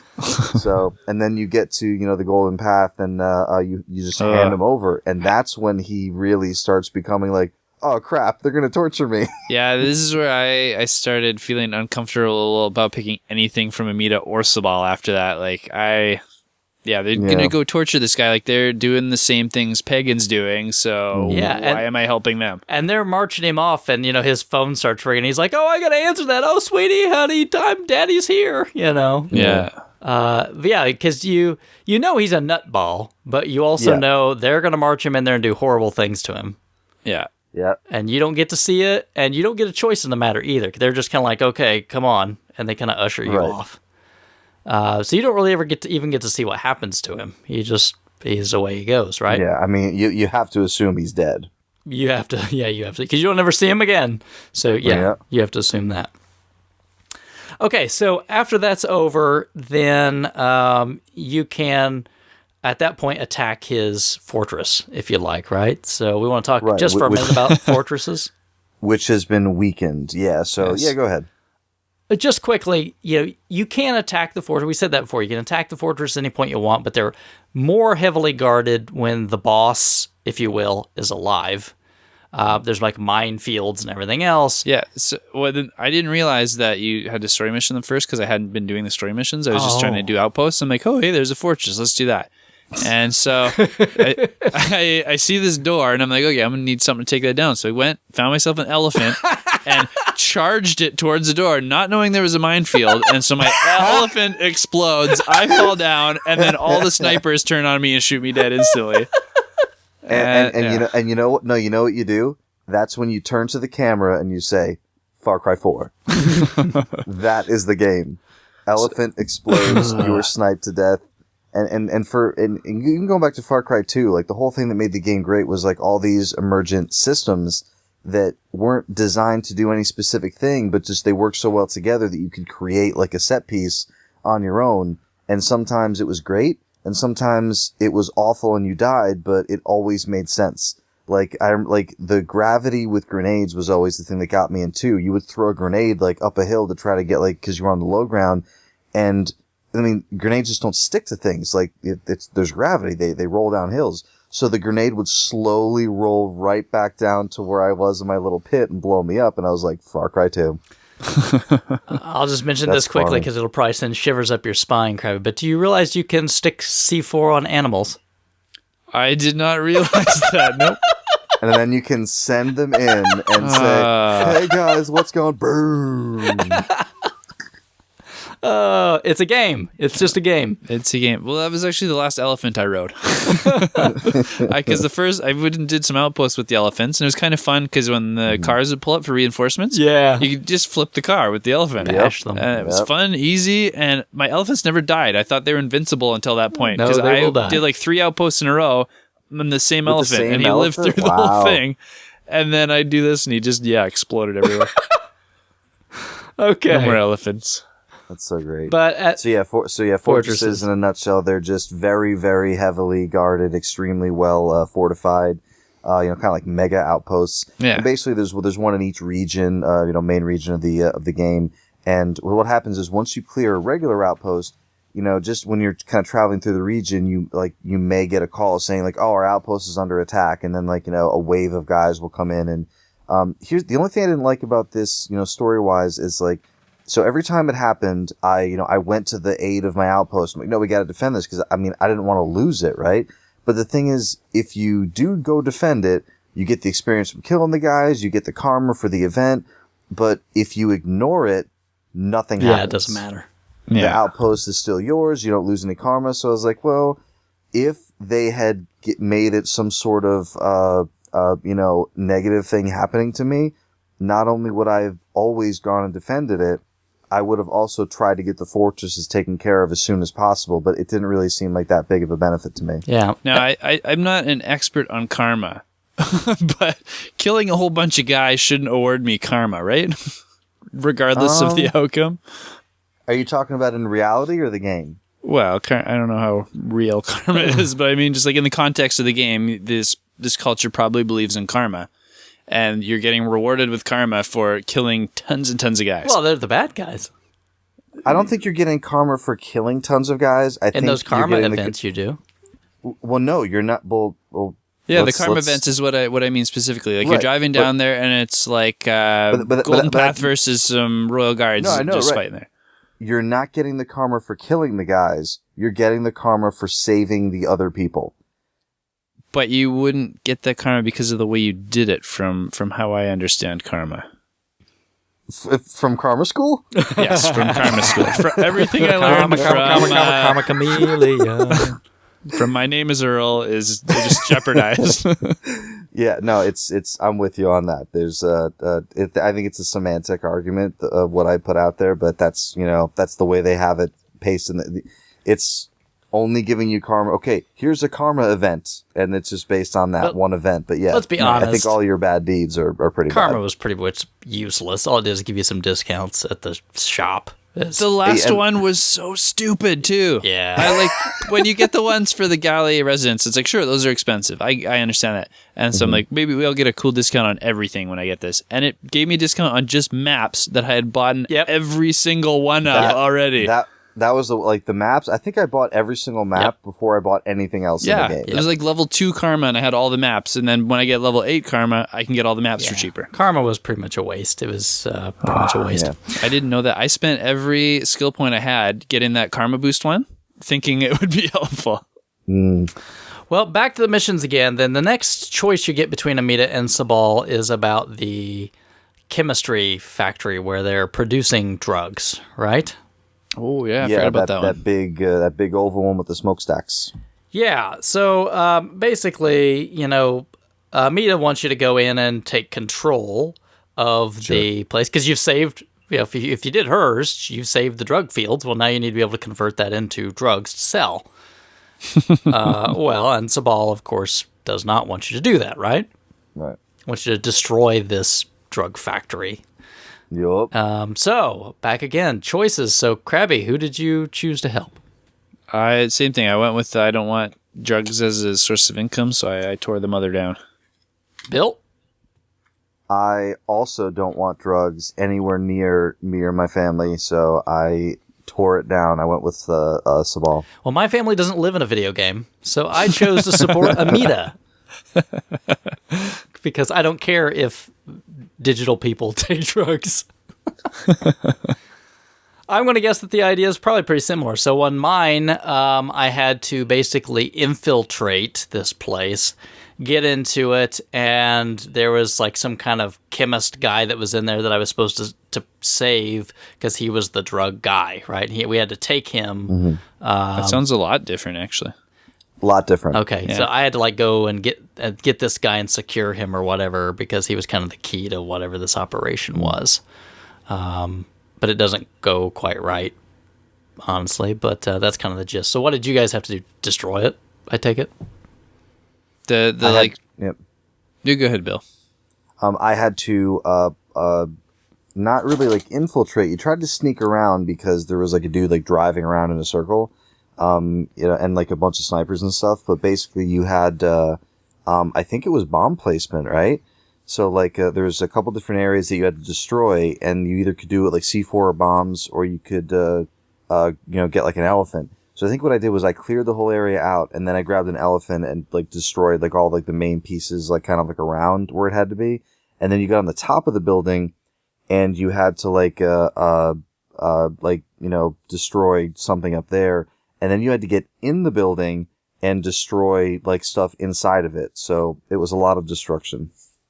Yeah, a lot of bomb placements to bring the whole thing down all at once after you like killed all the support cables outside. So you guys didn't go in the factory at all? You plant some bombs in the factory, and then you go out and you have to make sure you're far enough distance away before you detonate everything. Oh, okay. Right, I forgot it was support cables. That's what was on the outside. So I got the elephant and I killed all the support cables. Yeah, they're supporting the giant smokestack there. Yep, and then once you plant all the bombs on the inside, which there's guys on the inside, once you get enough clearance, then you set everything off and the whole thing crumbles. Okay.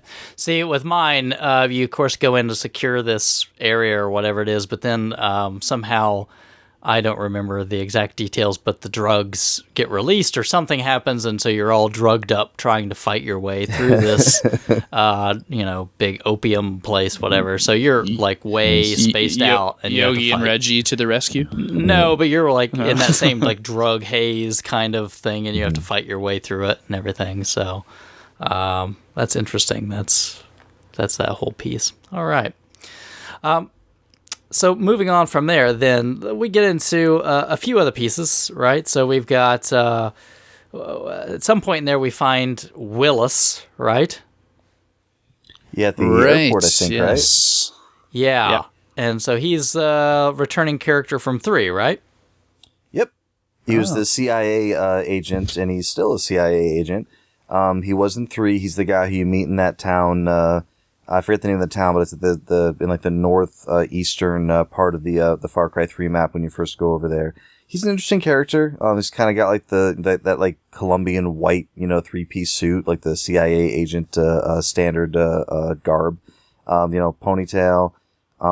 Interesting character. I mean, I don't love the character, but I get how the CIA guy kind of fits in, in all these stories. Yeah, and his setup is kind of like, I can give you all this information about your father, right? Right. Yeah, he wants you to help him, like, clean some stuff up, whether it's with, this stuff or with, like, his own agenda. And, he's got the file on Mohan, so he'll help you out if you help him out. Right. So he kind of leads you through these sequence of different little missions that you're doing for him. And that's supposedly, again, to get you this whole file, but really you find out he's kind of full of crap, right? Mm-hmm. He's got his own agenda, and he's just really kind of playing you the whole time, right? Yep. Is there... He did give you a sweet parachute, though. If you didn't already have it. Yeah, I had the wingsuit, and I feel like I purchased the backpack. Or it's not the backpack, sorry, the parachute. But after I was done wingsuiting, I would, press A to deploy the parachute or whatever, and I would slow down a little bit. But I wasn't like fully parachute deployed. I really feel like it wasn't until in the story when he handed me the backpack that I could go from wingsuit to parachute and safely glide down no matter what. So I thought it was tied to that story mission. I don't know. I don't remember that part. Crabby, did you buy the wingsuit, or did you wait till they gave it to you? No, I bought the wingsuit. Okay. Yeah. Do you remember if you could parachute earlier? I don't remember because I tried to use the wingsuit twice and ran into trees, so I never used the wingsuit after that. Wingsuit was great. I was so bad at it. But dude, Crab, now that you're more experienced with it, drive an ATV off of a cliff and then wingsuit when you're wide open with no trees around, and you'll just have the time of your life. No, the reason they made me so angry was because I would be wingsuiting like to a propaganda poster or something in the middle of nowhere, and I would die, and it would take me way back to the nearest waypoint, like fast travel point. Like I would have to do like another 15 minutes of running around. Never play an MMO if you don't like that. Oh, I learned that a long time ago. Oh, I died like 4 continents away from my home.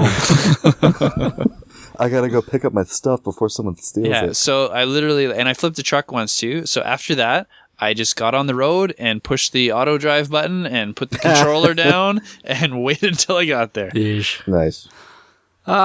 Okay, so you do a few of these things for Willis to kind of elaborate a little bit on the story, but it seemed to me that those were probably it took you into the mountains again to do some stuff, but those were not exciting missions for me. Did you ever even come remotely close to scrambling for an air can? No. They were so abundant. Yeah. They were. Yeah, you just run up to another guy, kill him. Oh, here we go. Yeah, it's like I had 9/10 of my meter left and I got another one. Great. I was almost out. I think on the return trip on one of those, trying to get back out, it was a little tougher, but I mean, it still wasn't hard because I'd killed a lot of the guys already, so it wasn't too bad. And then we get to kind of the ending of Nor's story, right? Yeah. She eats it. Yeah. And I have a feeling I know how Duke ended it too. I don't know about this one. So you kind of get to this point where you just have to go to her, and this was kind of odd to me, really. I didn't really expect this, but you get in there and you go to face Nor after you know about Paul's and everything, and so her family is dead, and this whole time she's been doing this kind of under duress, working for Pagan because she thought her family was trapped and she didn't want to cause any trouble, so she's running this arena for Pagan the whole time. So you finally go and you confront her, right? That she's in front of everybody in the arena setting up a match or whatever it is, and you let her know, right, that her family is gone, and then you have a choice about what happens, right? Yep. So your choice is you can shoot her or you can not. So I probably don't have to ask this question, but You don't, because I'm a good person. Crabby, did you shoot her? I did not shoot her, nope. Bill? I did not shoot her. I didn't shoot her either. What do you people think I am? I thought you went up there and close takedown to her right through Monster. the throat with your knife. I thought they put the handgun in your hand, to shoot her, and you were like, "Can I switch to the shotgun? Can I go to is there a more brutal weapon that I put a could do this grenade with?" in, stitch her back up, roll her into the arena. Okay, so obviously you could shoot her. I mean, that's a choice. But even if you don't, she's so heartbroken about finding about her family that she throws herself into the arena and dies, right?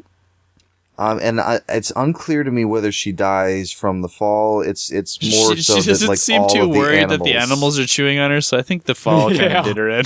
Yeah, so she falls into the arena. I really thought it was the animals that got her because, like, it just didn't seem like that far of a drop. Regardless, you either shoot her, which, I guess you could see that as, like, you put her out, you gave her what she wanted. The thing is, you don't know that she's going to jump in there and get eaten by animals. So if I knew that if she had said to me, "If you don't shoot me, I'm going to go get torn apart by tigers," I would have been like, "Okay, I will do this for you." Yeah, and she was a very sympathetic character. I really kind of felt for her. Out of all the characters besides Pagan, I think she was, to me, one of the best realized characters.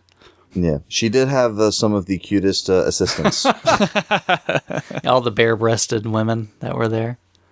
Oh, were they? I barely noticed. yeah. I'm sure you didn't notice at all. Did your wife you were comment? disappointed when you went to do arena missions and they had their arms crossed across their chests, eh?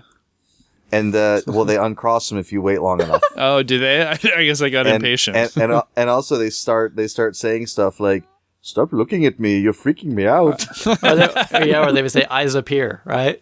Yeah. So what'd your wife say about that, Bill? I'm kind of curious because you play games where your wife's around. She doesn't really play. So. Oh, okay, she didn't care. Nah, I didn't ask her. I see. You didn't call her in for that part? I did call her in to show her.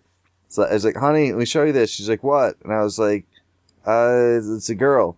And she must have known something because there was nudity in Far Cry 3, and I think I called her in just to show her, the nudity in that.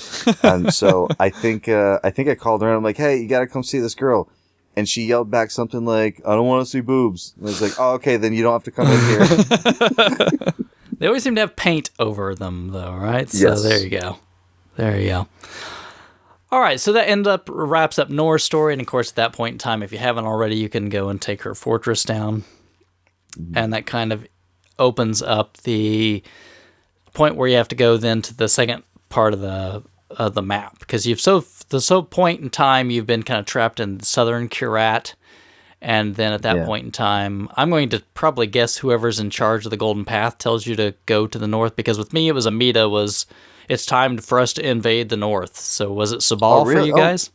Interesting. Yeah, it was Sabal for me. I got Amida. I've done 2 Amidas and 2 Sabals at this point. Okay. So you had Sabal. I had only done. I did Sabal. Spoiler alert! I did Sabal for everything in the game, not because I wanted to do the same person for everything, because I agreed every time that I was given a choice. And I knew that because Bill's a goody two shoes in games. Yeah, totally. So, but yeah, Sabal's like, "Oh, we're going after this. This is happening. Like, be with us, brother." And so we went to and like Chris was saying, even if you try to go to Northern Kyrat before this place in time, or this point in time rather, you're told to turn around. And even if you get as far as this gate, that there's like mountains that kind of block off, like, either side of going up north.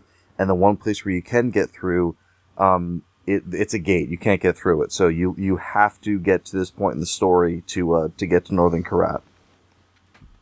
Yeah, and you basically have to C4 a truck and blow up the gate to get across this bridge. Yeah, very cool. To open it up, which doesn't make much sense to me. Why can't I just take a helicopter? Don't they say, though, we have to get supplies or something into Northern Kyrat or something like that, right? I thought this was one of the times in the game where I would, because usually if I'm super, super outnumbered and overwhelmed, it's really, it's frustrating and it's stressful for me. This is one of those times where, like, you're fighting, there's more guys coming. And then, like, the last wave, the last wave is coming. We can't get there, to hold on to it. And just, I was in one of the buildings, so I kind of got, like, cornered in there. And I used a hunting syringe, but, like a half dozen guys came in the building, and there was 8 guys outside, and there were snipers, and, like, I was just, like, I was turning over here, pick that guy off, go out here, throw a grenade out there. it was one of the times when like 50 guys were fighting me and I got through it. It was one of the cooler sequences in the game for me. I don't know if you guys ever felt overwhelmed during that point. That was a tough mission. It really was. There was a lot of guys, and you had to be very careful about what was going on. That's for sure. I don't remember having any problems with that one. Oh, really? Yeah. I died I died a lot in that game. I think I made it through that one first attempt. I think it was first attempt for me too, but I hadn't figured out the syringes by that point either. So oh wow! Yeah. It was well into Northern Karat. So, of course, you go through here, and that opens up all of sort of the northern territory, and then you can kind of go hog wild and do, say, a lot of the same sort of stuff you are going and doing in the More radio south. Towers. Woo! Yeah, right. You know what I didn't love about Northern Karat, and I didn't even notice it until I kind of opened up all the bell towers, and then you zoom out on the entire world. Southern Karat is mostly green and lush, and Northern Karat is very brown. Yeah, I kind of got that because it was worse the closer you got to Pagan's fortress. Yeah, right? that's true. It's almost like Pride Rock, like when Scar took over. Right? Yeah, it's kind of like his evil is seeping out everywhere. One of the arguments that a friend of mine had against this game, and he has since told me, he's like, no, I've come around. I love this game. When he's talking about Far Cry 3, he's like, it's just a lush, tropical, beautiful place the whole time you're there. And he's like, in Karat, there's parts of it that are nice, but then there's parts of it that are just like bleak. And like, I was like, yeah, but that's all part of, the world. Right. Not everything is a tropical paradise, but it's just something I noticed in the second half of the game. I'm like, I don't feel good up here. Right.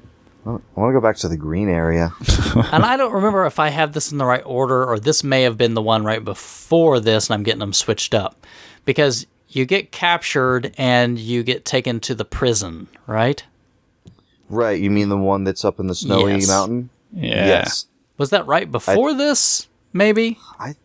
I honestly don't remember exact order, but it's in this area. I don't think it happened to me until after I was in Northern Korea. Yeah, I think it's immediately after you break through. Okay. But I still don't remember how I got captured for some reason, though. Do you guys remember that? Yeah. I'm blanking too. Yeah, I got nothing. I will. It'll come back to me because you, I think, I'm pretty sure you're drugged. Maybe. Is it another Yogi and Reggie? No. You know what it is? Remember, it's because you're like in that. Aren't you in that basement?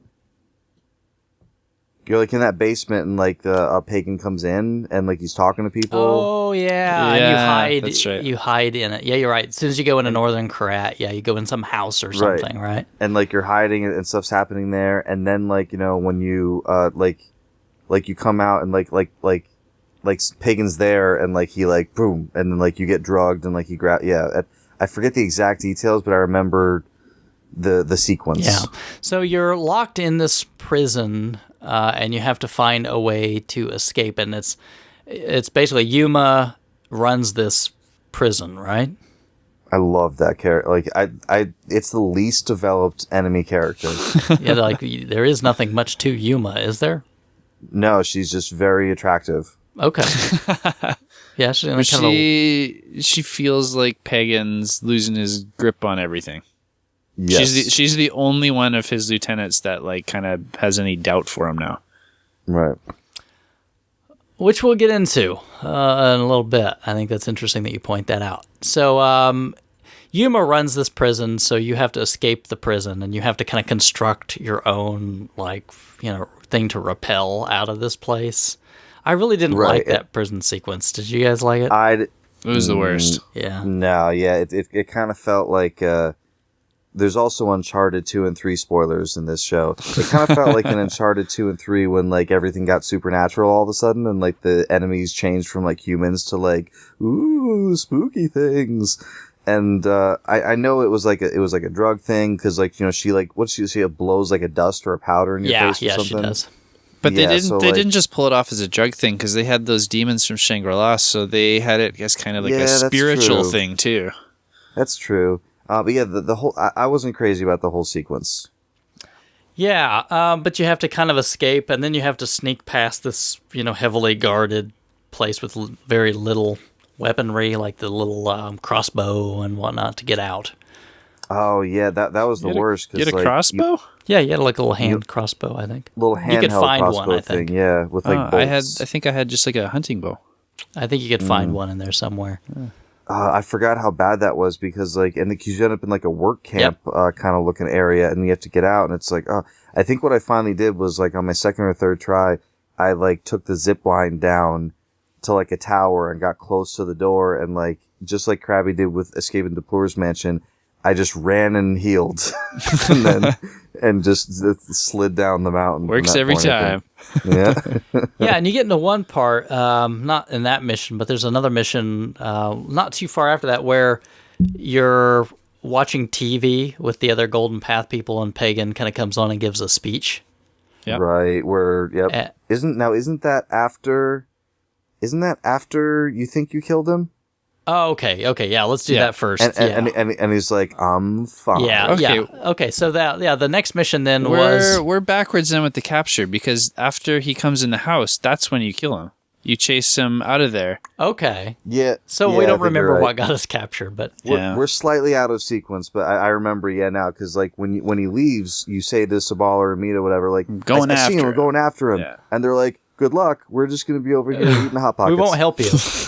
Yeah. And then you, like, that was a close, you want me to go, or you want to do it, Chris? Go ahead. So when you're chasing Pagan, so Pagan just comes into a place and he's like, killing people, and you're like, I'm gonna go take out this MRFer, and then like you get in a gyro, and you see he's right there, he's in the thing, and it's like, and the mission is kill Pagan, and you're like, oh, here it is. So you're chasing him, and you're in the gyro, and like I just remember throwing Molotovs at his vehicle and like trying to shotgun it, and like you hear Pagan on your radio. And he's like, I didn't come all this way to be shot by a freaking kid from a gyrocopter. He's like, and then he's yelling at his driver, come on, get away from this guy. So eventually I got close. I was like, you know what? Screw this. And I got close and I just shotgunned him right out of the truck. And he like falls out of the truck. And it's like, okay, you killed Pagan. And I'm like, wow, that's kind of anticlimactic. Oh, really? See, I had to chase him, and he was like hiding in some building, and I had to go get him. Oh, no, I shot him. I shotgunned him right out of that Jeep, whatever he was in. He fell right out of it. And I land. Mine was different. Go ahead, mine was different too, completely. Oh, well, yeah, so he's driving away, and I killed him out of that thing. So I land my gyro, and I walk over, and there he is. He's right there. And then shortly after that, you hear Pagan's voice on your radio. It's like, Jay. And he's talking to you, and you're like, I killed you. And he's like, you didn't kill me. That was a double. And he's like, the only crime he ever had was having fantastic cheekbones. Yeah. And he's like, do you know how much it costs to get one of these, Yeah. And he's like, and a lot of great lines. He's like, you thought that was me? That guy's not even Asian. So then it's great because like now every time I see Pagan, and he's like, who do you think's on the and like the statue that you take down later, he's like, that was funny. He's like, when I sit here and think about how long Eric had to pose for that. And he does what's it called? So now when he says that guy wasn't even Asian, now I see myself looking at propaganda posters and looking at like pictures of him and looking at like, even game marketing for it. There are Pagan Min, portrayals of him that are definitely not Asian. And I'm like, that's Eric. That's Eric. That's Pagan. That's Eric. That's Pagan. So it's so cool just knowing that there's two versions. Yeah, so you've killed his body double, his secret body double. And yeah, that's when you're the Golden Path and you're watching TV, and he comes on to give a speech to the karate people because he wants to assure them that he's perfectly fine and he's in control. It sounded like you said karate people. We're all kung fu fighting. But he also, kind of very purposefully lets you know about Yuma, right? Mm-hmm. And like, and he kind of like, right. He gives her up. He's like baiting you. Yeah. Yeah. Well, I don't think he's baiting you. I think he's dropping hints to you. He's baiting you. Yeah.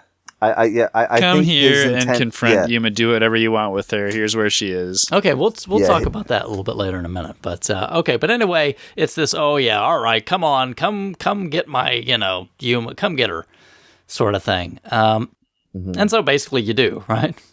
I mean, you go get Yuma. It's like the very next thing you do. Yeah.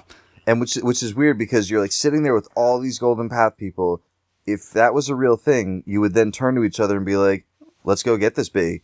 But everybody's like, all right, peace. Let us know how that goes. Have fun fighting Yuma. Yeah. And I don't know, that drives me nuts too, because you go in there to get her, and she obviously has a perfect chance to kill you, capture you, but anything she wants to, like several times over, and you still end up winning. But she wants you, right? Does she? Or is that just you on whatever she blew into your face? I mean, you're pretty drugged, but I think she was, going to do you, right? I mean, that was the whole thing. I don't know. That? Yeah. I didn't get that vibe. No, she was laying next to you on the rock or whatever. Yeah, and she said no weapons in bed type thing. Yeah, she's coming on to you pretty hard. But you had kind of like in the prison earlier, you had that scene too where she had the exact same pose where she had her like shirt kind of unzipped, showing a little bit of skin. The exact same pose was used in both spots. I think it's just you kind of wishful thinking during the situation. You think? That's what I got out of it. But to me, it was kind of odd. Like she was going to try to like take control of you or like put you under her thrall or something, and then all of a sudden you're just like, you're dead. She wanted you to take the 310 to Yuma. Oh God. But oh man. End of podcast. Now I have to put the title as 310 to Yuma. I dropped the mic, but this thing's expensive. But to me, it was really anticlimactic. It's like, okay, and you're dead. Yeah. And and then you just wake up and she's laying there dead. Yeah, she's just dead. Yeah, and especially with how much Pagan worked her up as like, like my most dangerous general, and just like, oh wow, this is going to be a fight, and it's like, it wasn't. But really. During that speech he gave when he's trying to build her up, it's kind of like half-hearted. You know what I mean? It's, So she knew. Even if like she, Jack Sparrow right there. Okay. Even if she killed you, Pagan's not happy with her, so she's got another problem thereafter. So I don't know why she'd just let you kill her unless she thinks Pagan's going to kill her after. I don't know. It's really weird. Yeah, it's really weird. Yeah, I wasn't super invested in the story of Yuma once it just kind of seemed to fizz away like there that. wasn't much story to Yuma. Well, it was like he saved her as a child or something like that, right? No, she had ties to the Triad in Hong Kong. Oh, was that what it was? But he had spent time in Hong Kong, right? He had come from there. Yeah. They introduced her so late into the game and then killed her off fairly early after introducing her that they didn't have time to flesh her out. Yeah, not much happened. Just like, what do you call it? General Grievous. Just exactly like General like that. Grievous. 310 to Grievous. There's your title. All right. I was gonna say Count Dooku, but he was in most of the second one, and then he dies 3 seconds into the third Worst one. name ever. Isn't it bad? Dooku. I thought it was Doku, and for a while, Doku, that's pretty cool. When I found out it was actually pronounced Dooku, I then hated it. I like it. Yeah, it was different. Okay, now that I look at it, though, now I guess I have mixed a couple different things up in my head, but this is now the one where Amita or Sabal, they want you to go either destroy the statues or not. That temple on the island, right? Yes. See, I was thinking there was another mission earlier where thing was like set into a hill. But this is There was. This is the one. This is the one on the island. Right. Yeah, the island was the last one. Right. So with Amita, it's this whole thing, right? Like we have to destroy it because this is gonna, this is repressing women or whatever, right? Basically, like this is a symbol of the repressive nature of this old culture and how it treats women and everything else. So we have to end it forever. So right. And so Sabal's. What was Sabal's angle? Before that, you talked to Badra, which we haven't even mentioned yet for some reason. Oh, okay. Well, go ahead. Yeah. Well, she's like, what they call her, the Tehran... Dala or something. Tehran, something. Yeah, she's like a goddess reborn, basically, in human form, and they want to treat her as such and kind of... Do the ceremony.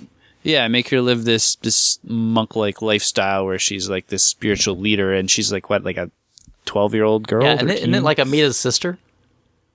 Oh, were they related? I don't know. I didn't pick up on that. I thought they were just close because they were both in like leadership roles. Oh, maybe. She was kind of just a scared kid, but Yeah. I at least I thought, because they were always together, I always thought Amita maybe was related or something. I thought she just took on like a sister role. I could didn't be think wrong. They were actually related. Yeah, I could be wrong. But anyway, yeah. Before you get this mission to go destroy or liberate the temple, Badra comes to you and basically says the two options and says, "I can't make this decision. I don't know what to do. They will listen to you. So whatever you choose, we'll go with." Okay, so what did you guys choose to do? I went with Amita on this one. I destroyed that thing. All right. Bill? Sabal, right? I went with Sabal. So I'm going to be curious, because the idea there is that, you're saving Badra from this fate so she can live, a life that she wants to choose. So Right. what happens then if you save it then, Bill? Do you remember? I immediately regretted the decision after the mission was over. Because you kind of see this coming a little bit, but it really takes a nasty turn. Sabal, has really got a little bit of a, what do you call it? Like he's got a superiority or a power complex, something going on. So, but he becomes incredibly sinister once you make the decision to do this, and you save this. Once you're done with that, as soon as the mission's over, like the cutscene changes to him like marching the people who were with Anita, just marching, like handcuffing them, marching like right in front of this temple, and he's talking to all of them, and he's talking about how how they betrayed like their way of life, and how and one by one, Sabal's people are slitting their throats, like Golden Path people. Oh, whoa! And they're saying, and Sabal's like, as far as I'm concerned, you're slitting, like you decided to slit your own throat, or you're slitting your own throat. But there's like a dozen of them, and they're all kneeling in a line, and Sabal's just talking to them one at a time as their throats are being slit, and he's like, "Good work, brother." And then it kind of fades away, and then Sabal's not there, so. I haven't done it yet. I've finished the main story of the game, but I still haven't confronted Sabal after the main story is over, because I still don't know what to make of him. We forgot to mention too that they really stress before you make that decision that whoever you pick is going to basically lead the golden path. Yeah. This is the final decision you'll have to make. Yeah. Yeah. This is it. But yeah, so and the thing is, once you. I think it's either right before or right after the mission, and then Sabal, it's almost like, I know there's so many references. Do you guys see the third Hobbit movie, the one that just came out? No. It's just like that. For everyone who's listening who's seen that, you know how what's his face gets all crazy and he thinks everyone's against him. Sabal is she's gone too far this time. You have to kill Anita. Yeah, well, we'll get to that. We're not quite there yet. Yeah. We're not. That happens right after that mission for me. Go ahead, Crabby. It's just probably third or second mission where you started getting choices. I was getting really bad vibes from Sabal and started siding more with Amita, except for when it came to drugs. But I didn't see something going that far with him. That's crazy. Yeah, he's a killer. Well, with Amita, if you side and you destroy this place, you kind of save, Badra from her fate, and basically Sabal is angry and just sort of takes off, right? And that Crabby, and the way it goes, he just forget this, I'm leaving or whatever. Yeah. Yeah, he just decides to ditch. So. And then Amita says, "Hey, we know where Sabal is. Here's what we want you to do. Go put a bullet in him." Yep. Wow. And then are there guys, when you go to do that, are there guys guarding him that you have to fight through Golden Path? No, you just walk up to his cabin and open the door. All right. Well, there is one thing I think we're skipping over first, though, because there is a mission where the town is getting bombarded by the artillery. That's awesome. And Oh yeah, I forgot about that. yeah, so I don't know how it plays out on the other end, but since I went with Amita, she says, you have to go save the town by taking out this artillery. And I think while it's going on, basically you hear... That's when Sabal slinks away. Yeah, and you hear Sabal, on the radio, telling you, good luck, basically it's like, you do whatever because I'm not helping or whatever anymore. So wait, you had to go take out the artillery yourself? Yes. So I was defending the town, and every, 30, 40 seconds, whatever, there was like a bombardment, but I just had to hide from the bombardment, and then I was like, so then be another wave of guys. And after each bombardment, Sabal was like, all right, we got the next artillery, take care of that next wave. And then 30 more guys would come in and we'd shoot them. Okay, cover for the next bombardment. And then Sabal was taking care of the artillery. All I was doing was defending the area. So you were in the town. See, so Crabby, did you have what I had then, where you had to take out the artillery? Yeah, you're up where the artillery's firing, and so cool. There's like a sapper team that comes in and destroys the first one, and then they get killed, and then you pick up their equipment and go set up to destroy the next few artilleries. I was in the village, and okay, they're coming in from the east, and then, a whole bunch of, snipers and heavies and guys, and you're shooting them, and then it's like, okay, take cover right now. Right. And you have 12 seconds, and you have to run into, there's 8 cover spots, throughout the town that you have to get to. But it's just and then Sabal's, taking out the artillery, but you don't see where it's happening. Right. You just know it's happening off somewhere else. No, you each artillery in this separate city has a commander. So you take out all the commanders first, and then once you've secured the area, then this team comes up to take out the artilleries. Nice. Okay, so it's after this point that I'm going to guess both Sabal and Amita turn to you and go, hey, look, the other one's got to go, right? Yeah. So they task you with going to kill whoever you didn't side with. Is that what happened with Sabal? Yes, that's what happens, and he's, he really kind of seems torn over, not torn, he seems conflicted about it. He's like, oh, she doesn't know what she's doing, she's gone too far, she's spitting on her culture, I never thought it would come to this, but she has to go, I can't do it, or something like that. What really bothered me, though, is, because you just said when you go to encounter Sabal in his tent, there's no one around. You just walk up to him, and then you have your confrontation. With Anita, when you just as you approach it, you're hundreds of feet, or maybe a couple hundred yards away. The Golden Path, who are loyal to her still, because you've been slitting people's throats over here, and on sight they start attacking. Oh, you. wow. The only way to get to her is to kill these half dozen or dozen Golden Path that are guarding her. So you have no choice on that. So I had to kill those guys that were attacking me, or else they would have killed me. And then I can have my encounter with Anita. So tell me what happens then with Anita, and then I guess we can talk about the flip side. I guess Crabby did what I did, but we'll see. Yeah. Okay. So with Amita, I walk in, and it becomes one of those cutscene type things, kind of similar to a Longinus or a Herc, where you're kind of following her, visually around the room, and you're talking about, why you did what you did and why she did what she did, and she she sees you, and she's like, you? He sent you to kill me? Not one of his own, he's using you. So, and the thing is, you never feel like she's trying to convince you not to kill her. You really feel like she's just telling you, this is how it is, you're getting played, whatever, I know how it is, this and that.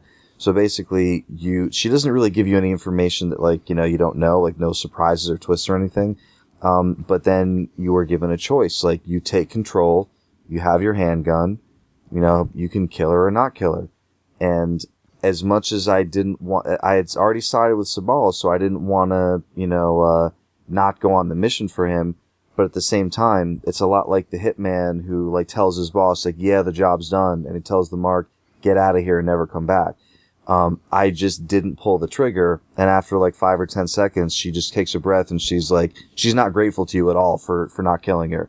She's like, well, you may not be pulling the trigger on me, but you are killing Karat. And then she takes off. And presumably you never hear from her again. Or at least I haven't so far in the game, but I haven't gone to confront him yet. He might know she's still alive, but you do go back to Sabal and say, all right, it's taken care of. And he's like, well done, brother. So if you've sided with Amita, of course, you come up to her on this hillside, and she's kind of very Crabby, you think, very matter-of-fact about the thing that Sabal has to go. Yeah, I don't know if she thinks there's another option, but she tries to convince you that there's no other option. Like, the only thing that can be done is we can kill Sabal, and that'll end any split there is in the Golden Path. Everyone will be loyal to her after that, is what she tries to basically tell you. Yeah, and she doesn't hem-haw around about, like, or it's just, this is what we got to do. Yeah, this is what we got to do. Go and do it. Yeah. So she sends you off, and yeah, it's just Sabal's in a cabin, just hiding out, right? Just, yeah, chilling, no guard, nothing. You walk up, you open the door, and then you have your confrontation. There's no one with him. Yeah, and if my memory serves, he's kind of a little disdainful at you, yes. Right? Very much so.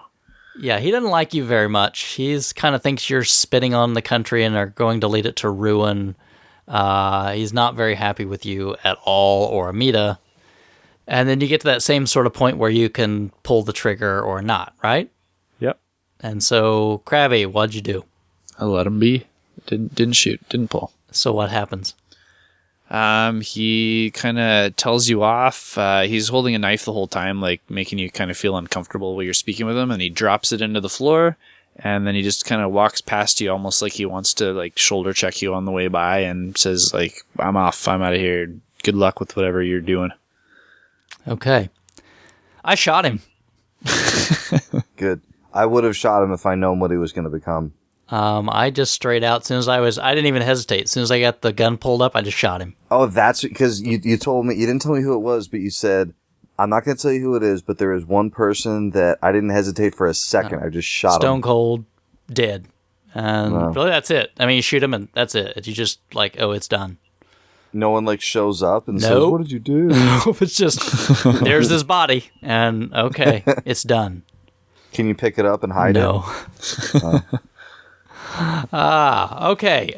So really then you've kind of, either way you've unified the Golden Path against Pagan, right. And it's time to go up to his, final place to go get him, which is like this big slog you have to go through, this path, this one way you couldn't go before to get through sort of this fortress that leads up to where he is at, way up in the mountains, right? Mm-hmm. Yep. And that's where you kind of go back to that thing we were talking about before, where like there's like a big golden statue of him that gets destroyed. Yeah, and it's like the last thing that you like pull down, and he has these jokes about like, I've noticed, with the posters, this like you really just don't like likenesses of me. Yeah, but he's very like he doesn't ever seem playful. Yeah, never angry, never very angry about any of it. Should I be taking this personally? Yeah, he's just always kind of like, well, Yeah, maybe we should talk about this at some. He's very, like jovial about the whole thing. Right. So, I mean, obviously, you've got this long bit to get to his place, and you get up to him, and then we kind of really reach the kind of the crux, the ending piece. So, you walk in. Pagan's there. He's not trying to do anything. He's just kind of hanging out at the table, and he kind of goes into this, having some crab rangoon. Come on.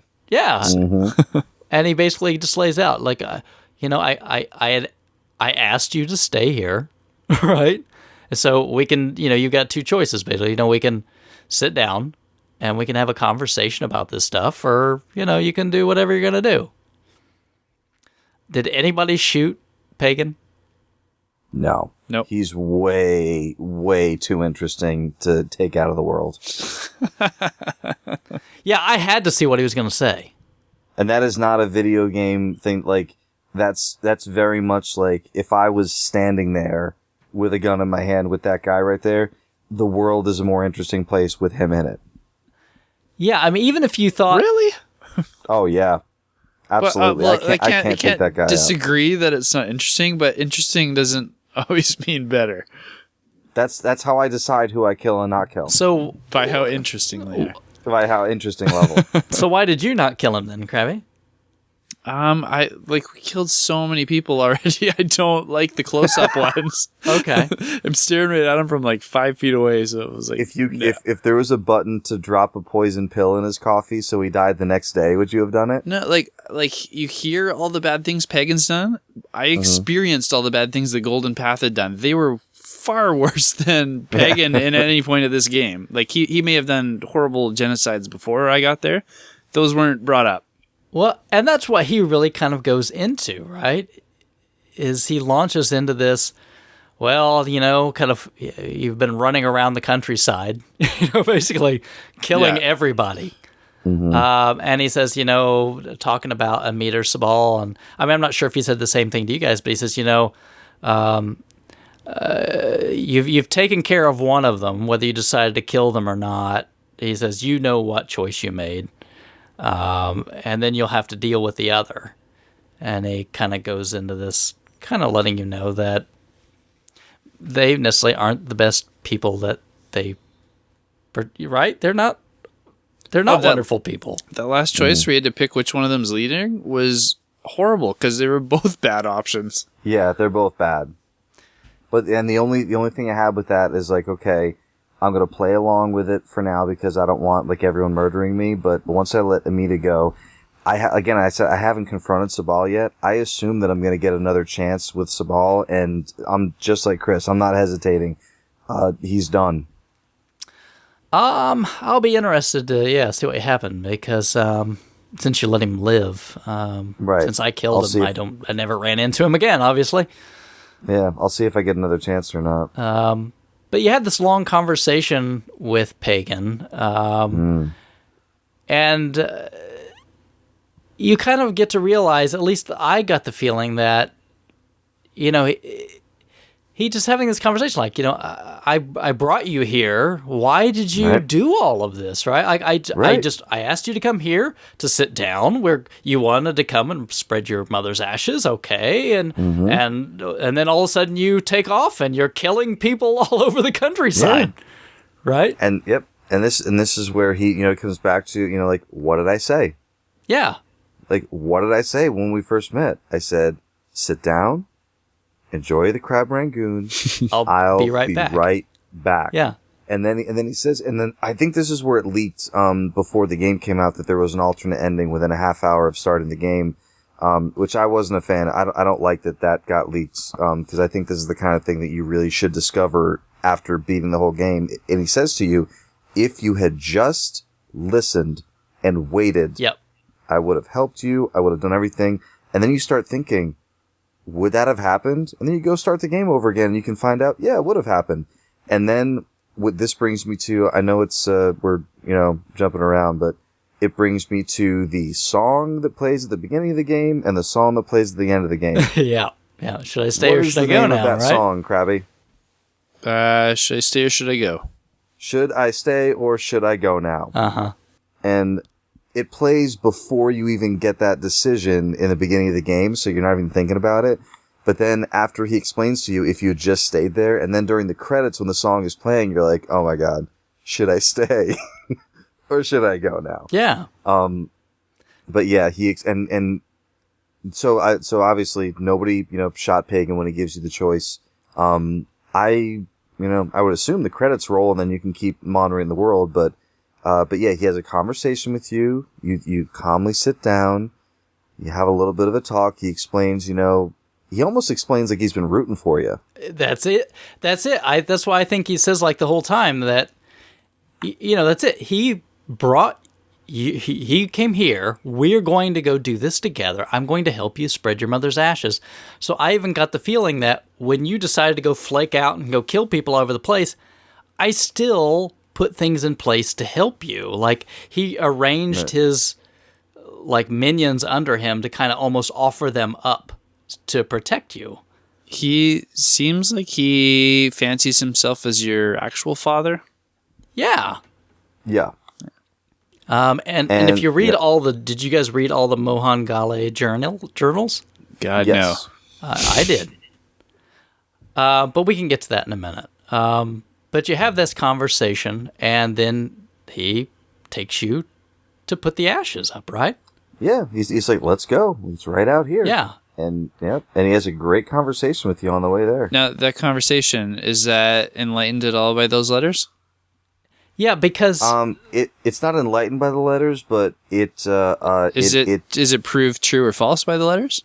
Yes. Mm-hmm. It is confirmed by the letters. Oh. Or the letters and his conversation Match? what's the word? They match each other. Okay.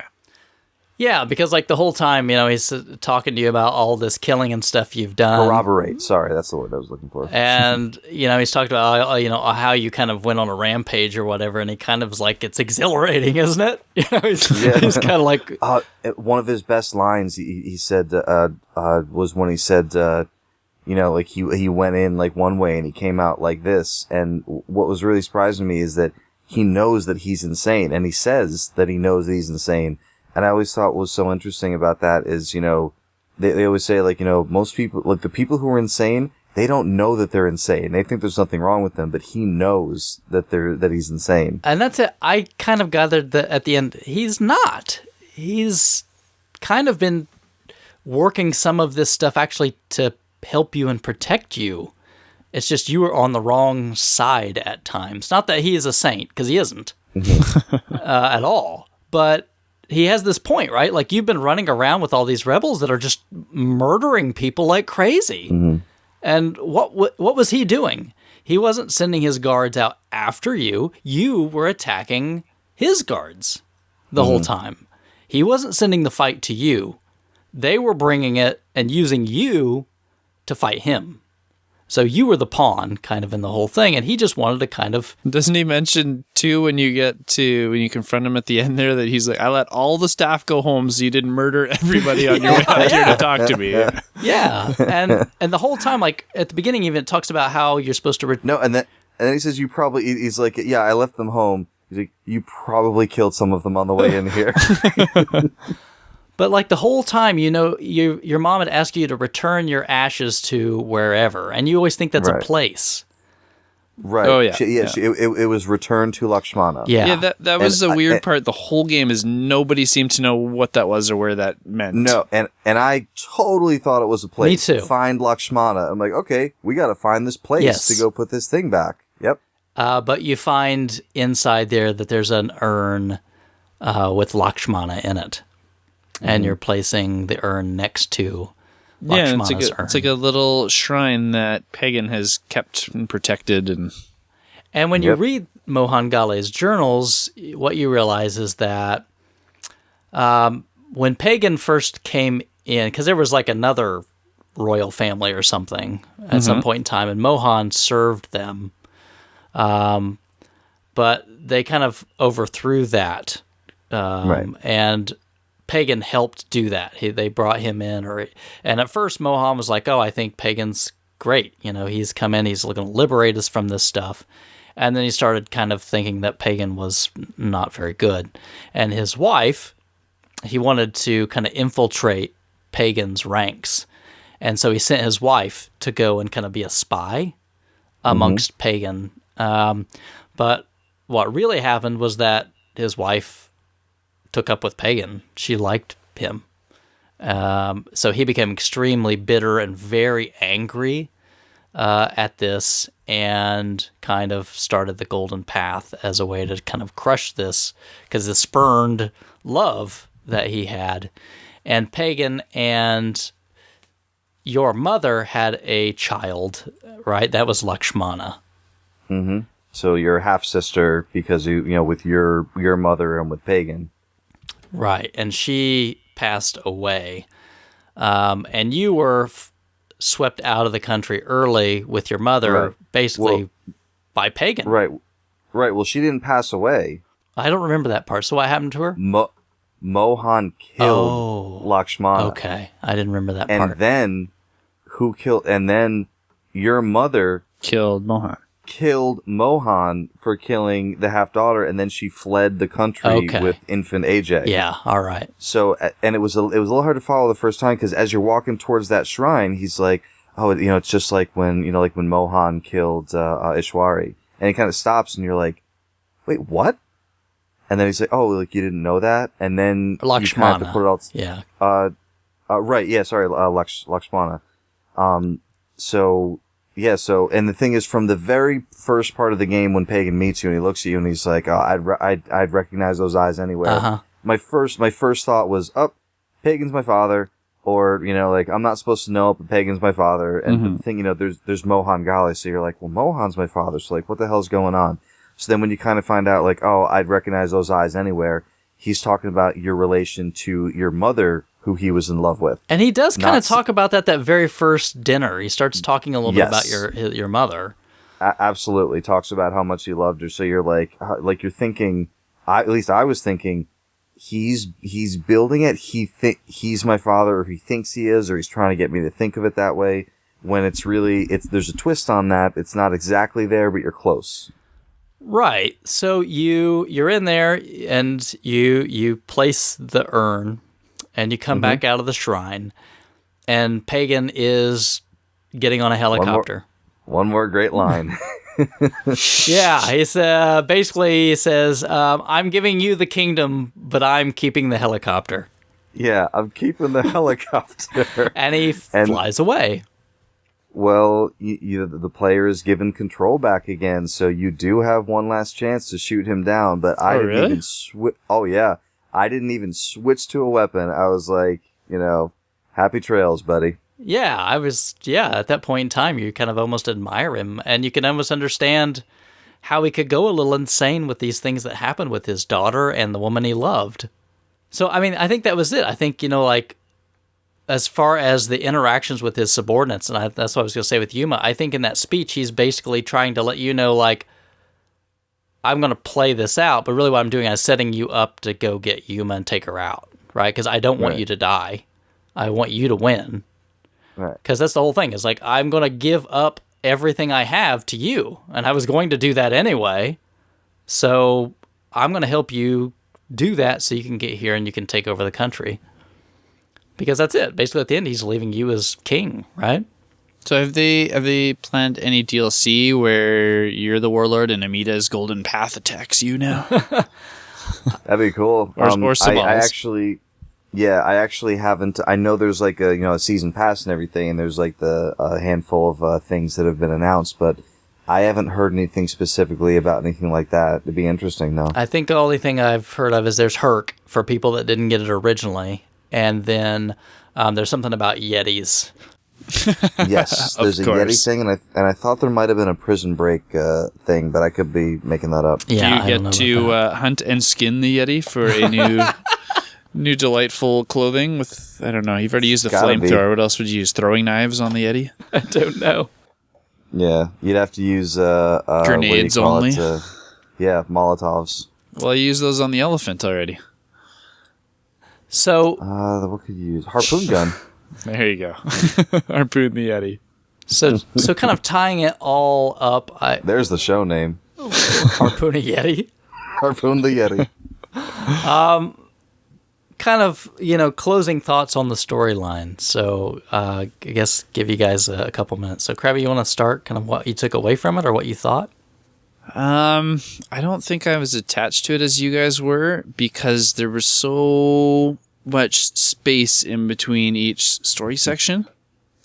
I would have liked it more compressed.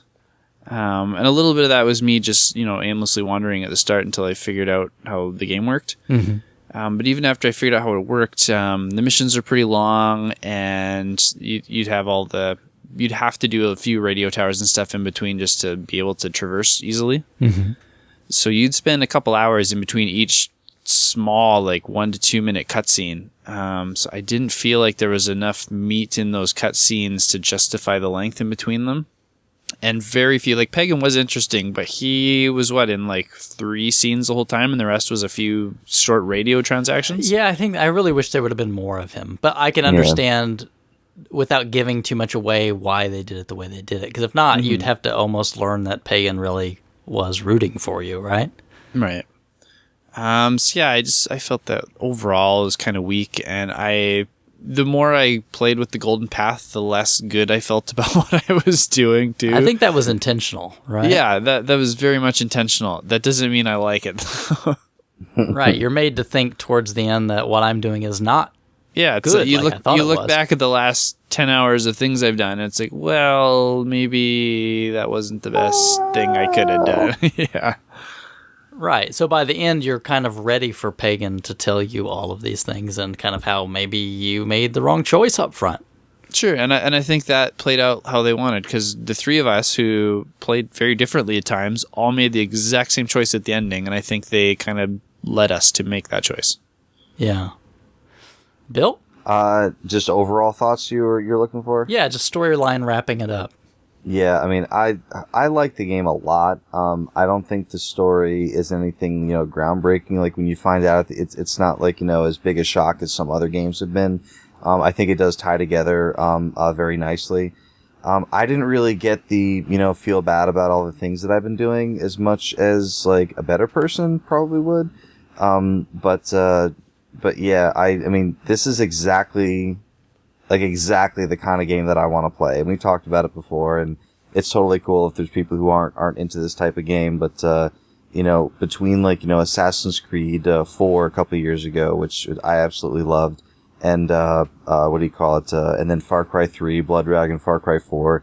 I love getting dropped into a game and not having to go do a story thing. Like, just go hunt for a little while. And Red Dead Redemption was the same way for me. Like, I had stuff that I could go do, but it's like, I'm gonna shoot some birds for a while and, kind of do all this, random side stuff. And it's not like I like that stuff in every game. I only like it when I'm having fun with what I'm doing. But yeah, overall game, fantastic.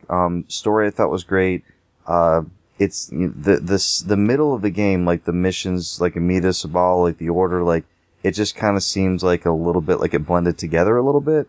I don't think Yuma was fleshed out enough. I would have liked to have seen a lot more Pagan. Yeah, overall, I'm very happy. Now, I understand you liking the mechanics and stuff, like go hunt, go drive a vehicle, like having all those options makes total sense to me. But the story stuff, like I always find, if I want to get invested with a story, I need like a very coherent world, and I need everything to, not everything like having to focus on it, but nothing taken away from it. So like the racing missions, like taking away from that sense of urgency, just like having like maps that people have made up of all the propaganda posters around town, instead of tearing them down, they made up a map of them, or all the loot crates. Like, how is that even possible? They put a loot crate of a car that flipped under the water, and like things like that didn't tie the world together nicely for me. So even though I'm in a fantasy world and I have to have some kind of suspension of disbelief, the world wasn't coherent enough for me to keep caring about it all the time. Does that make sense? Yeah, absolutely. Because even like Assassin's Creed is so out there with the story and crazy, but it all makes sense within its world that it's created, that I can stick with it. At the same time, though, there are like 1,000 like single feathers that are just in random places that you're collecting for like your like mute brother to like finally speak again. You know what I mean? Like, so there's always going to be stuff that someone in marketing because is like, video games. Hey, exactly. Like, hey, we got to have this thing in there too because of this. So I'm totally with you. And, I it's not that I don't look for stuff like that. Sometimes I make a conscious effort not to see that stuff because like it does kind of tear the world apart for me. But I really it's not something that I notice unless it's just blatant and flagrant.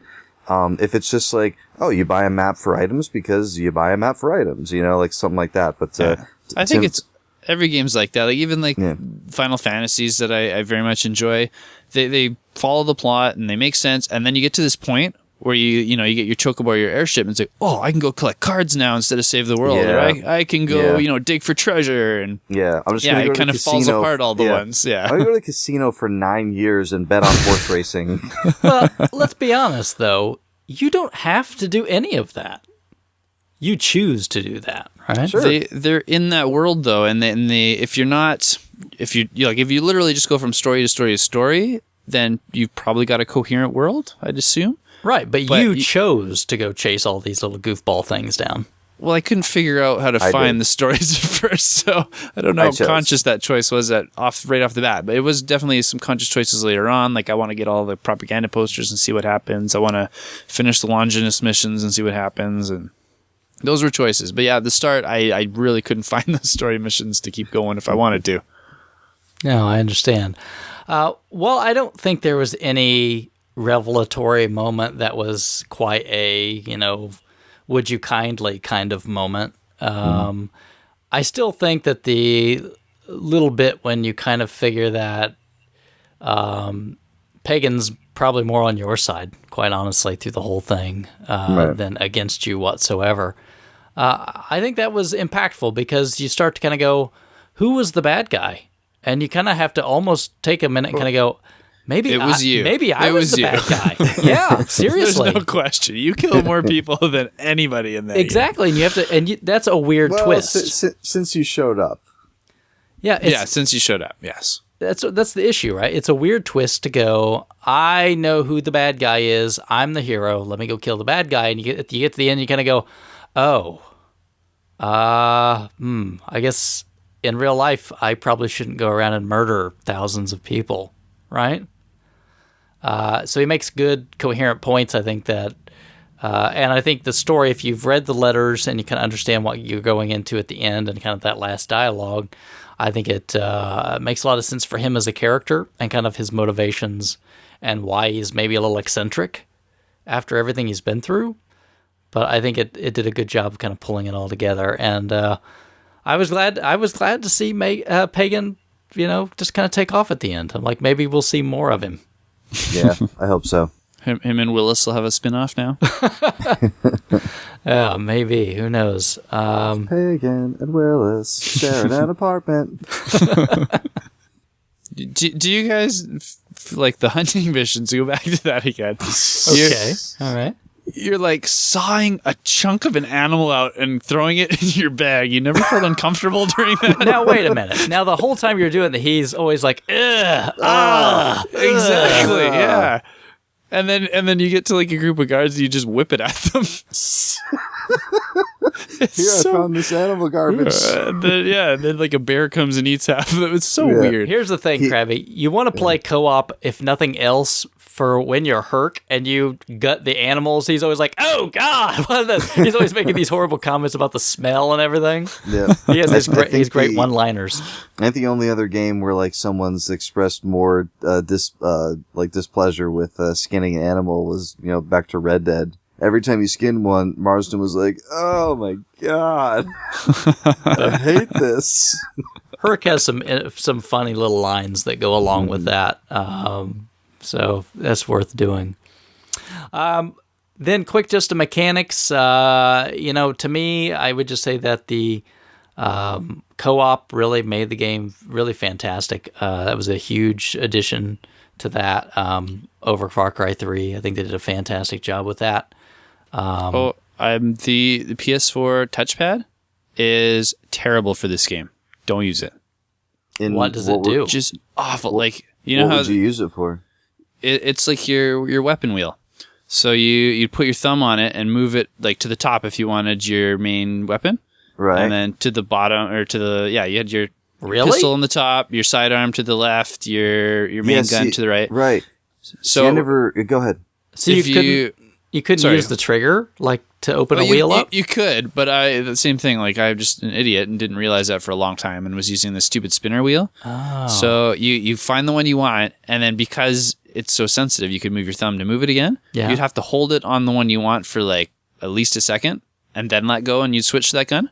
So when people are shooting at you and you need to quick switch, I would like get the wrong one, or I'd just switch my secondary weapon, or because I was in a panic. So Kel, you didn't use the weapon wheel?